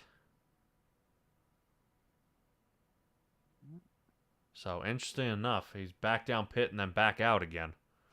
Only got 5 laps left to go. Yeah, that's painful to come in at this point. Yes, very. And the other drivers that came down at 88 is Alex Kenton. But he retains in the 10th position. Would question at any point if he was getting out of the way of maybe this battle up front here, but I wouldn't think so. It's not steering. No. It's not steering Kynan away. Yes. Oh my. And Justice right next to him. Yes, and like I said, right now it's make or break time. I'll pull up those championship points again here. Caleb Gilbert's locked in. Right now, Justice Murphy or Nick Alves are going to need a win here. Sitting right now first place and 3rd. Big time moves here. Berube, I think, is out of it. I think he's way back in the back. 21st position for him. But Jeremy Grant Thorpe Burns is in 9th. Yeah, Burns sitting 13th and Grant Thorpe is 9th. Never know where he pops out sometimes. Yeah, no kidding. I have raced with him on Monday nights, and he is he's a surprise. He'll catch you when you least expect it out there. So this is this is gonna be huge. This is gonna be the big one. Oh. No, let's say we already had the big one. Let's have some good racing now. Oh yeah. Well, what I'm saying is this is where the concentration is gonna have to kick in. So let's go ahead and get tuned into these boys here, and let's get it ready. Nick Alves is going to take us to the next restart here. Right now, I don't know how nervous he is, but he's got to be pretty shaken at this point. He's just got to keep his head down and push. Trevor Earhart's going to be looking to prove something here in the back. Let's see if what kind of team members these guys are as they get this one underway. Because I think Earhart's going to try to link up with Justice Murphy here, but I don't know. I wouldn't say Repayment Team BDE is all looking to get at least another guy in there. Alves gets taken off here. He's got to slide to the bottom or his Raider move up. All right, away we go. Here we go. Alves down to the bottom. Raider's going to follow him. Kevin Orlando slid down, and Justice. Yeah, Justice has a lot of speed here, and Kevin's kind of slowing him up. Outside line, here comes Trevor Earhart. Outside, Trevor Earhart is. Let's rotate back to him, where he's going to get caught back up. Yeah, with Grant Thorpe on the outside there of Justice Murphy. So far, so good. Look at a good move. Tay McDonald looks like he may have had to check up there a little bit. Pretty nasty move there by Earhart. Earhart sitting 6th. All right, now let's move him back up front as Raiders now pushing Nick Alves. And Nick Alves' moment of truth here. He's going to have 3 to go at the line as he leads the race here for the Coastal Financial 250. Oof, got a couple. Yeah, we got somebody banging around back here. Here we go. Yep, caution. And I think kind of got jammed in that. No. Yes, here he is. Why? Oh, how did he get caught in this? I thought he was up front. Well, when you saw Trevor Earhart go 3 wide, the center lane got chunked out, and back he went. Yep. Okay. All right, let's go ahead and get this caution replay going.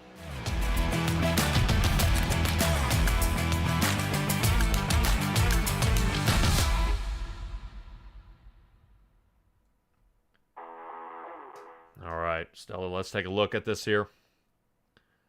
Taking a look at Kynan. Look at the run of the cars behind him. I think that's Brandon Barrier. Got a run there with Caleb Gilbert. Oof. Oh, you cannot. Mm. All right, let me get this top side here. This is looking. Yeah. This is kind of a nasty shot on this one. He thought he was going to slice in between Bennett and Kynan, and there was no space. Yeah, it also shows Kynan fade up just a little bit, though. Yeah, he does. Oh, no. Oh, yeah. Oh. That's not Caleb, is it? Yeah, that's Caleb Gilbert in the 40. Has he missed a wreck yet? No, but good thing he won at Kentucky. Let me tell you right now, he's got to be feeling about the luckiest guy here on the track. Yes, because my heavens. Wow. Oh. That was wow. Yeah. Well, fortunately, everybody's kind of chopping it up here. 3 laps left to go. And we'll see if any of these guys have to come back under. Why lights will be out next time around. We'll see. It looks like Kynan's taking a pit stop here. I know we could probably talk to Kynan, but we'll try to keep it on the down low here. Let's see if we can grab a hold of him. Kynan, you got a copy? Uh-oh. Kynan. Yep, I got you. There you are. All right, man. Well, I know last time I talked to you, I think you had a broken headset, man. Nice, easy way of talking us through this one. What in the world happened out there? So on that initial restart, I was going to work with Owls and Kevin. Got a massive shot from Kevin, but then he just went down low right as Owls went down low to go work with teammates. I fully expected that, but was hoping that there would be some sort of loyalty despite me not being a part of that organization. But then I just ended up falling back as then Earhart decided to go up to the top line and then take it 3 wide. That's whatever. I lost the momentum and just fell back. And then right as Barrier was coming to pass me, it's almost like I got a bit of netcode and it started to loosen the car and send me up the track. And then at that point, it just pulled me into the lane, and unfortunately, that was contact. Yeah, it was wild. We did take a look at it from the top side. It looked like Barrier tried to shoot a gap that wasn't there, but your car kind of faded up a little bit. And it was almost like the same way when Justice looked like he hooked Trevor Earhart there, but right as Earhart was getting spun, you moved up close to Justice, I think almost anticipating the turn, which was really interesting because it happened at the exact same time. But it's looking pretty wild out there. You have led some laps. I thought you may have been kind of the Cinderella story, the upset here, getting in the front. Yeah, that was the plan, but when there's all these different teams working together and me being on my lonesome, it makes it a little bit harder. Very But much. it's been fun. Oh, yeah. Yeah, well, definitely. This is super speedway. To me, this is anybody has a chance to win this one, and push out there. But I think that's kind of what you're running into, kind of. Is there are a lot of teams out here really pushing to get their guy in. Like, I think Raider would probably make it on points, but he may push Nick Alves to the win here because he needs it. I mean, if Alves doesn't win here or at Darlington, I think he's below cutoff line and he's out of the running. Yeah, that definitely seems to be what's happening. But heck, I was just trying to go for the top 5, even maybe a podium. That's all I wanted. Oh yeah, I'm with you. Well, That's all everybody wants. Well, we may have a few green-white checkers here, but kind of while you guys double stack here, man, I've got you on the line here. Talk to me a little about Shark Photography.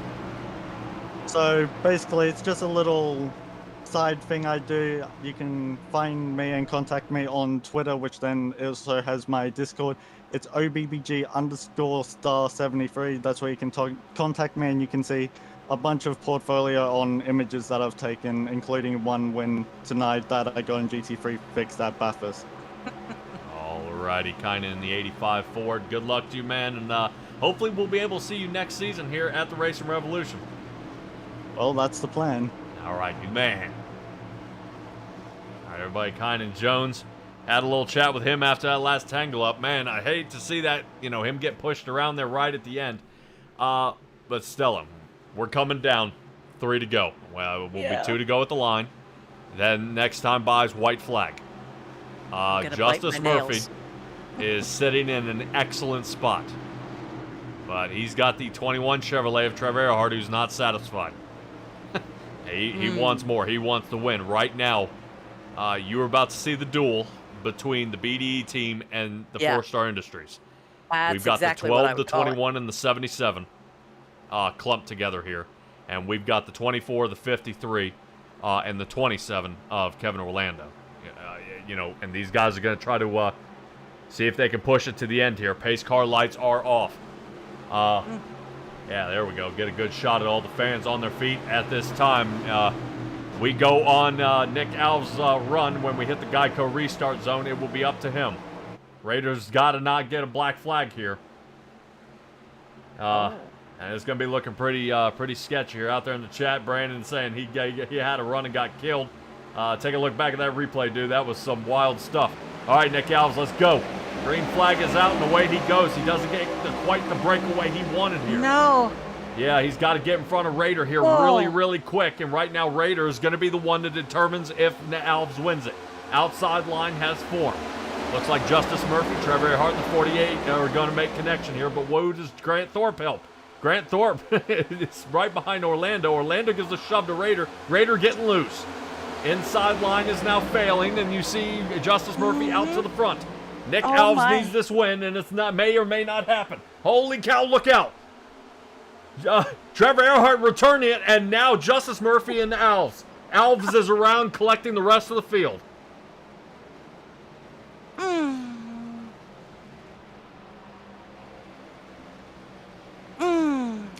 I'm speechless. I have a feeling from the way that looked, that was repayment for back at the last caution.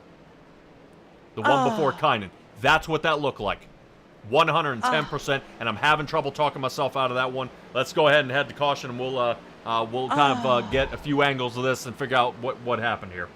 Both of them needed those.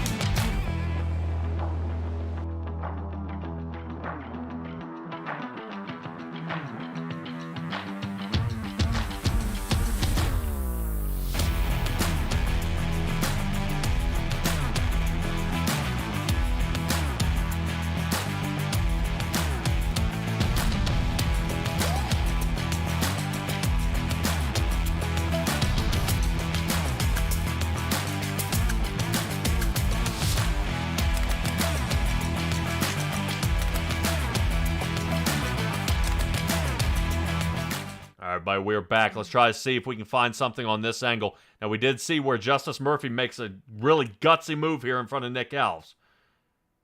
And Alves has just got too much of a run here.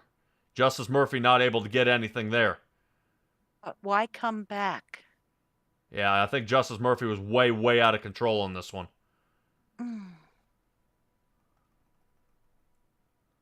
Try to see if we can find another angle, because I'm wondering what made Justice jerk down so aggressively. The second time, yeah. I could see he made a clear run on the first one, and he was in front of Nick, and Earhart actually, I think, touched the wall. But for him to come back down like that, I will have to see, maybe an in-car at some point. Yeah. Look at where Earhart is. He's between Justice and the wall right now. This is what hooks him.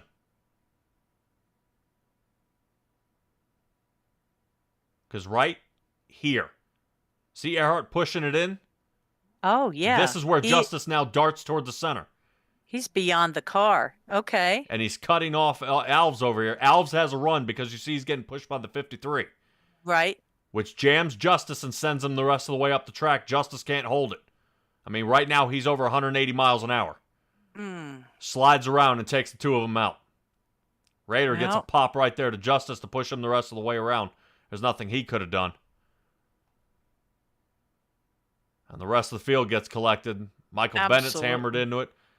Wreckage. We're looking at Matthew Robinson around. Here's the Mountain Man. Boom, into the back of the 14. He was all the way back in 13th, and he still got it. Yeah, Nick Alves still Grant getting Thorpe. mauled here in the back.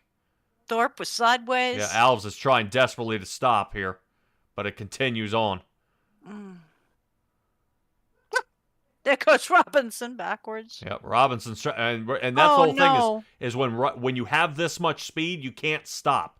So you have to wait for the car and just the inertia to slow you down here. Yeah. And there's just nothing there. Yeah, which clips Sirkovich. There he goes into the infield. Yep, Grant Thorpe's down, so a lot of cars with damage. If anybody out there has got a quick repair, now's the time to use it. Wow. Yeah, well, the admin team, I'm sure, will scan over this one and kind of figure out what to do. I think a few drivers out here have got to be feeling pretty dejected. Yeah. Nick Alves and Justice Murphy, I mean, probably be on top of my list here. Now, I feel that right now the same way I felt Michael Bennett not winning Daytona. The last race of the year. Michael Bennett was lined up. He was sitting third and then blew. Yes. Just blew it away. I mean, just blew. I mean, I don't know.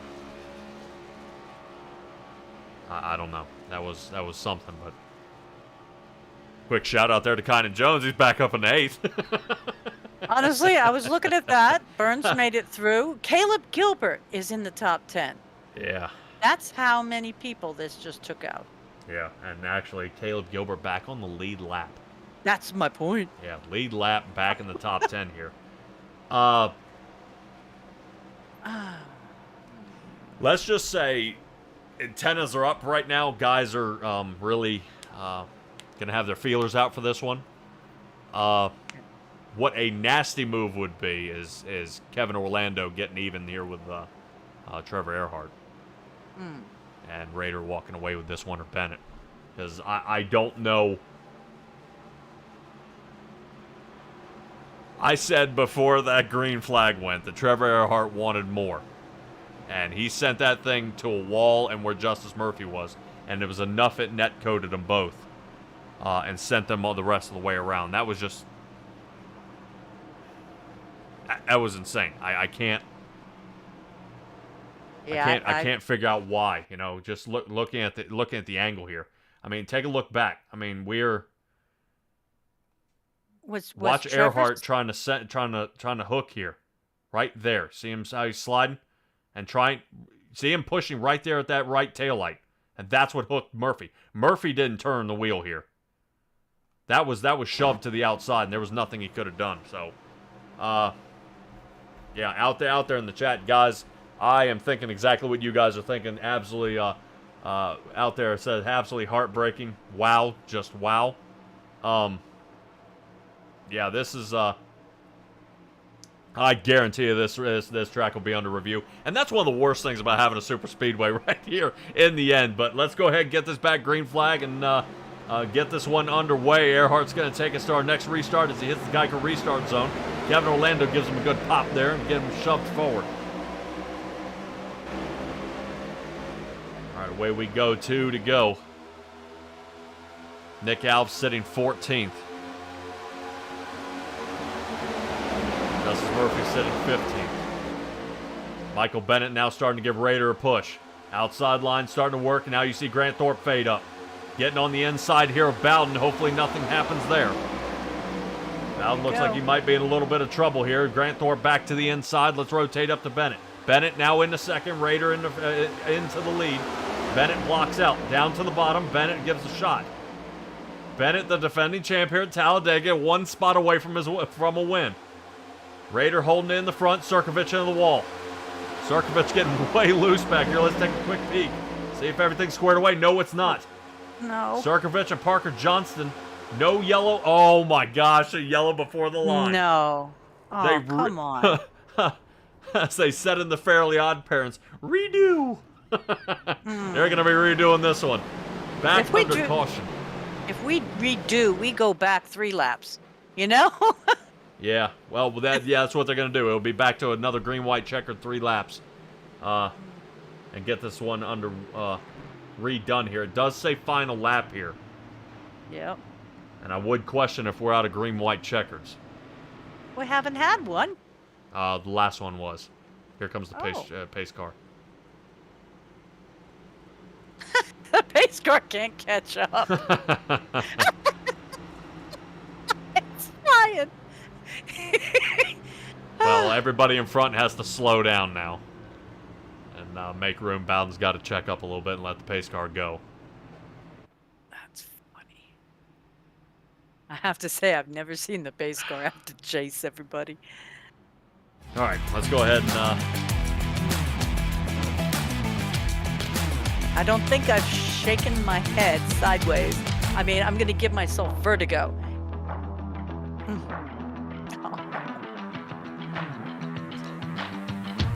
All right, everybody, and here we are. Let's take a look at it again. See if anything caused this. Looked like Parker Johnston was hooking on the outside here. Oh, there's the contact. Here we go. All right, let me see if we can find something top side. There we go. Oh.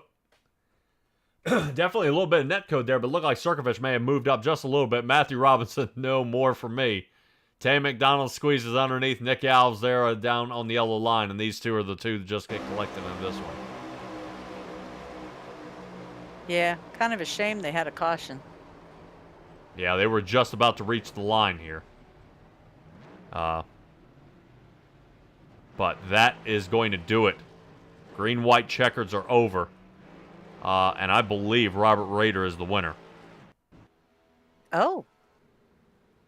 We missed it? It was actually finished behind the pace car. Oh.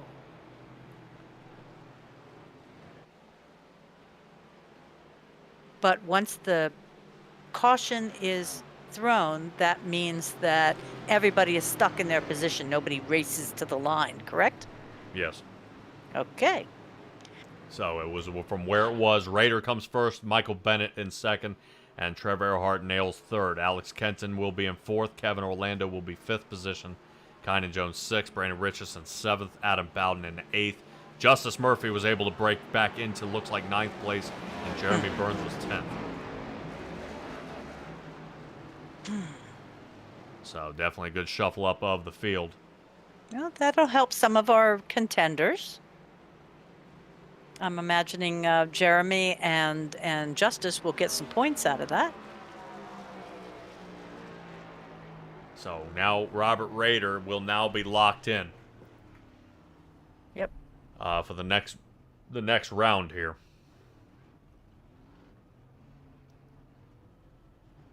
And I think Brandon Barrier unfortunately ended up in the final position, but he is learning. That is A-OK. Yep. Terry Earhart says, thank you for a great broadcast. I appreciate it. I'm sorry it didn't go so well here at the end. I think I caught a lot of us off guard with how that ended right here at the end. That was just ended right here at the end. Duh. If it ended at the beginning, I would be even more disappointed. Yeah, but that was just really different. Heartbreaking. Really heartbreaking for some of those drivers at the end.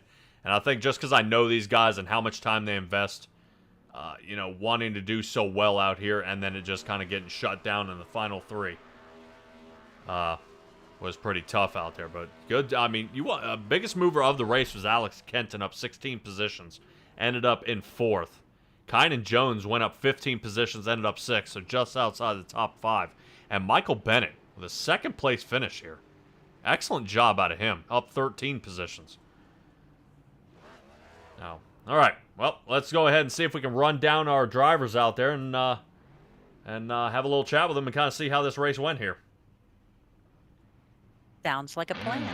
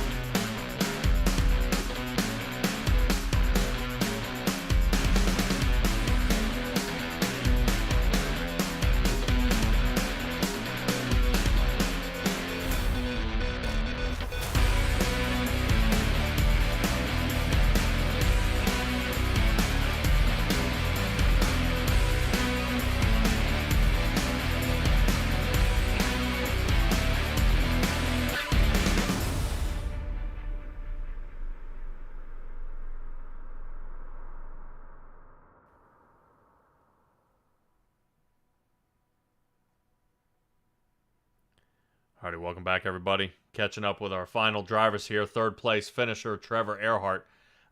Interesting race enough here. Trevor Earhart, you got a copy? Yeah, I do. How's it going? All right, man. Well, what a wild race this was here right at the end. Was there any pit strategy out here at Talladega? Yeah, fuel mileage was going to be a key. We were all kind of in a bind there on the lap 48 pit stop, I think it was.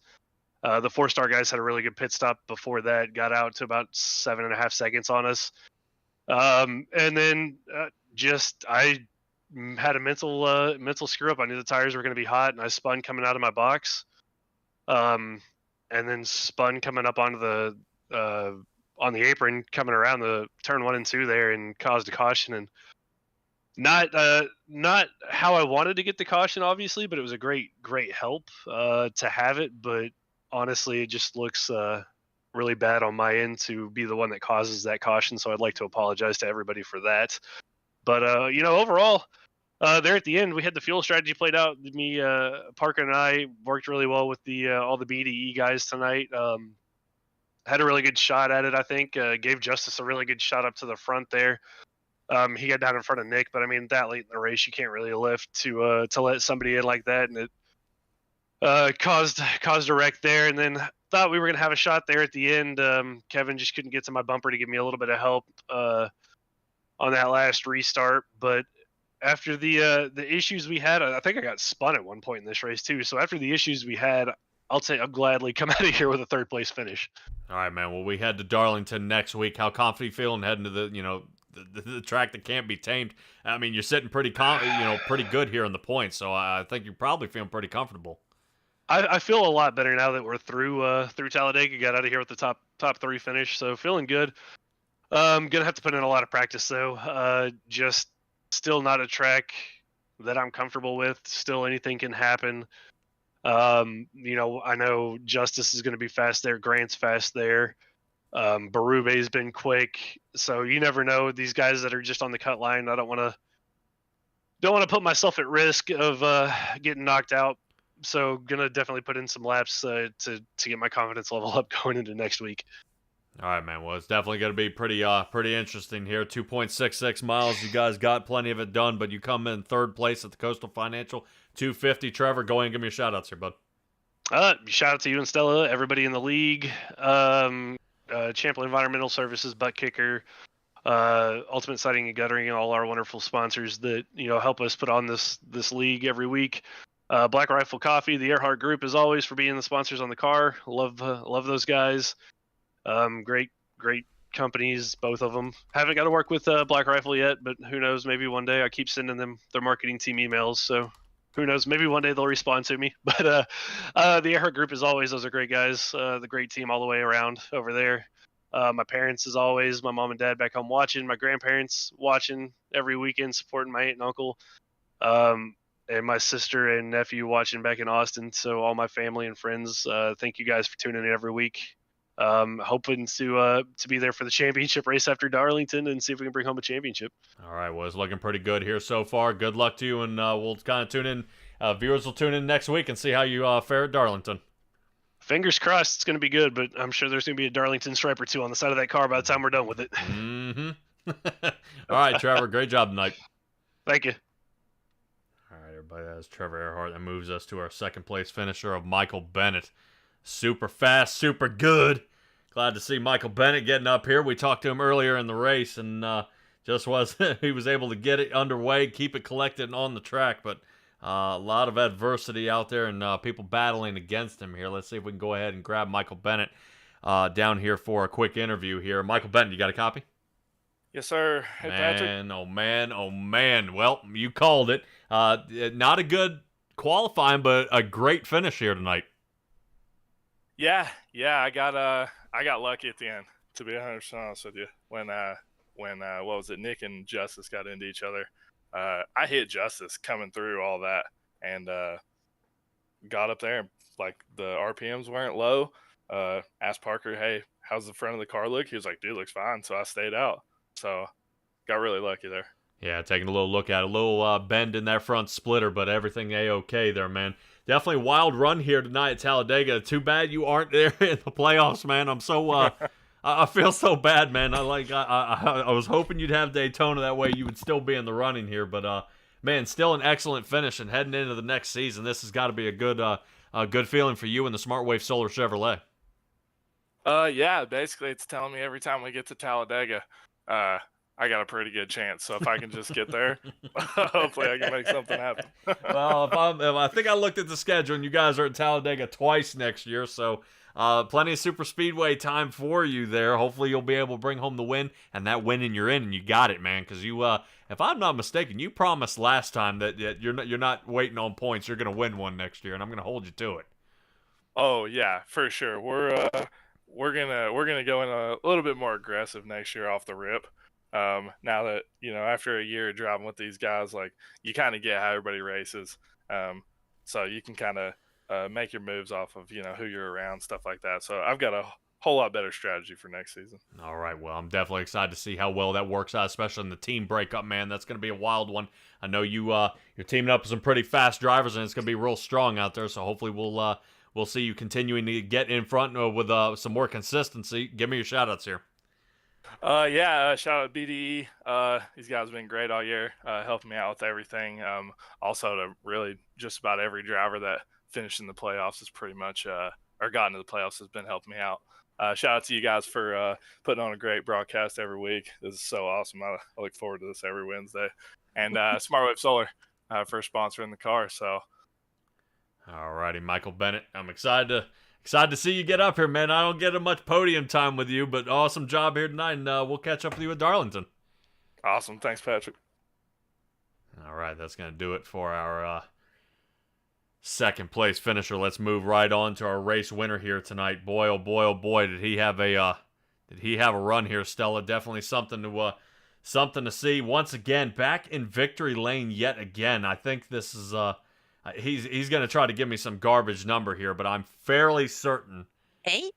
I think he has 8 wins, so let's see if we can go ahead and grab a hold of Rader here right at the end. Robert Rader, already celebrating before I even get to the interview here.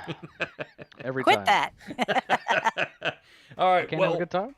Well, the race here tonight I don't think quite went as planned here.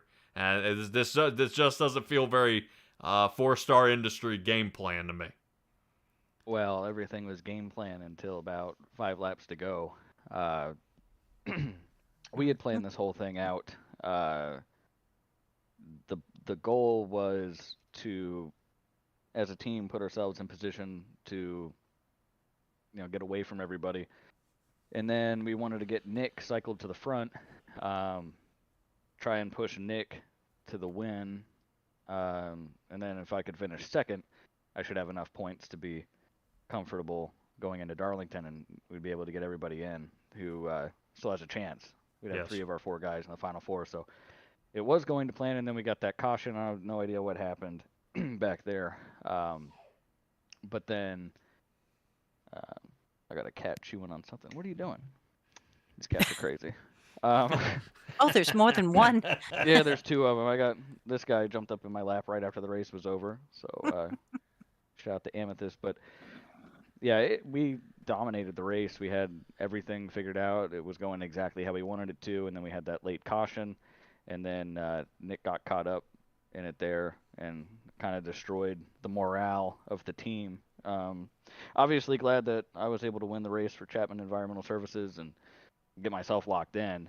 Still big, but as a team we had bigger goals today we weren't able to accomplish, and I just feel bad for Nick and Coastal Financial, his sponsor for the car, also the sponsor for the race today, just didn't get the result that they should have had. So it's I'd say bittersweet today. Hopefully points wise it works out for him. We'll see. He had good stage points, so we'll see where it kind of ends up. Yeah, well, we'll keep our eyes on that and get the championship updated for all the viewers out there to see. I was going to say it was looking pretty good for Coastal Financial, gambling that their driver was going to make it here to the end, but just that late spin, we gave it a bunch of angles here, and we'll let the admin kind of put the magnifying glass on it. But I've got to say here, Rob, you had a lot of drivers up here at the Super Speedway. I don't think you've driven around a whole lot. I think you had Kynan Jones up there. Michael Bennett's been up here. I think Jeremy Burns was able to get a few laps. And Caleb Gilbert, one of your own teammates, was down a lap most of the race. I mean, this track really shuffled the field up. Yeah, there was definitely a lot going on. And yeah, I mean, we had some guys up there who, don't always, run top 5, right? And that's something that comes along with super speedway racing. But I mean, those guys were really good tonight. We were working with Kynan for a while there, and that was really comfortable. Adam, we were working well with Adam there for a while, and so I'm glad to see those guys get some shine tonight because they deserve it. But yeah, I mean, it's just I love super speedway racing just because it equals the playing field and gives everyone an opportunity, and it always makes a good show for you guys that are watching too. So pretty happy with it. I mean, it was kind of uneventful until we piled them up 3 times at the end of the race. So I know we got spread out at one point there, so hopefully it didn't get too boring. But it's just the kind of racing that we have here. Just a little too much talent to pile it up 14 times during a super speedway race, I think, with these guys. So it's what it is. Well, I was gonna say the Trevor Earhart spin out when he went up the track and got you guys clumped back together was almost perfectly timed. It got you guys smashed back together and back to racing instead of the 3 or 4 car little worms that you guys had out there all spread all over the track. You were able to get it back together and really showcase the driving skill that you guys could do there at the end. But man, this is awesome. We head into Darlington at this next race, man. You now locked yourself already into the championship.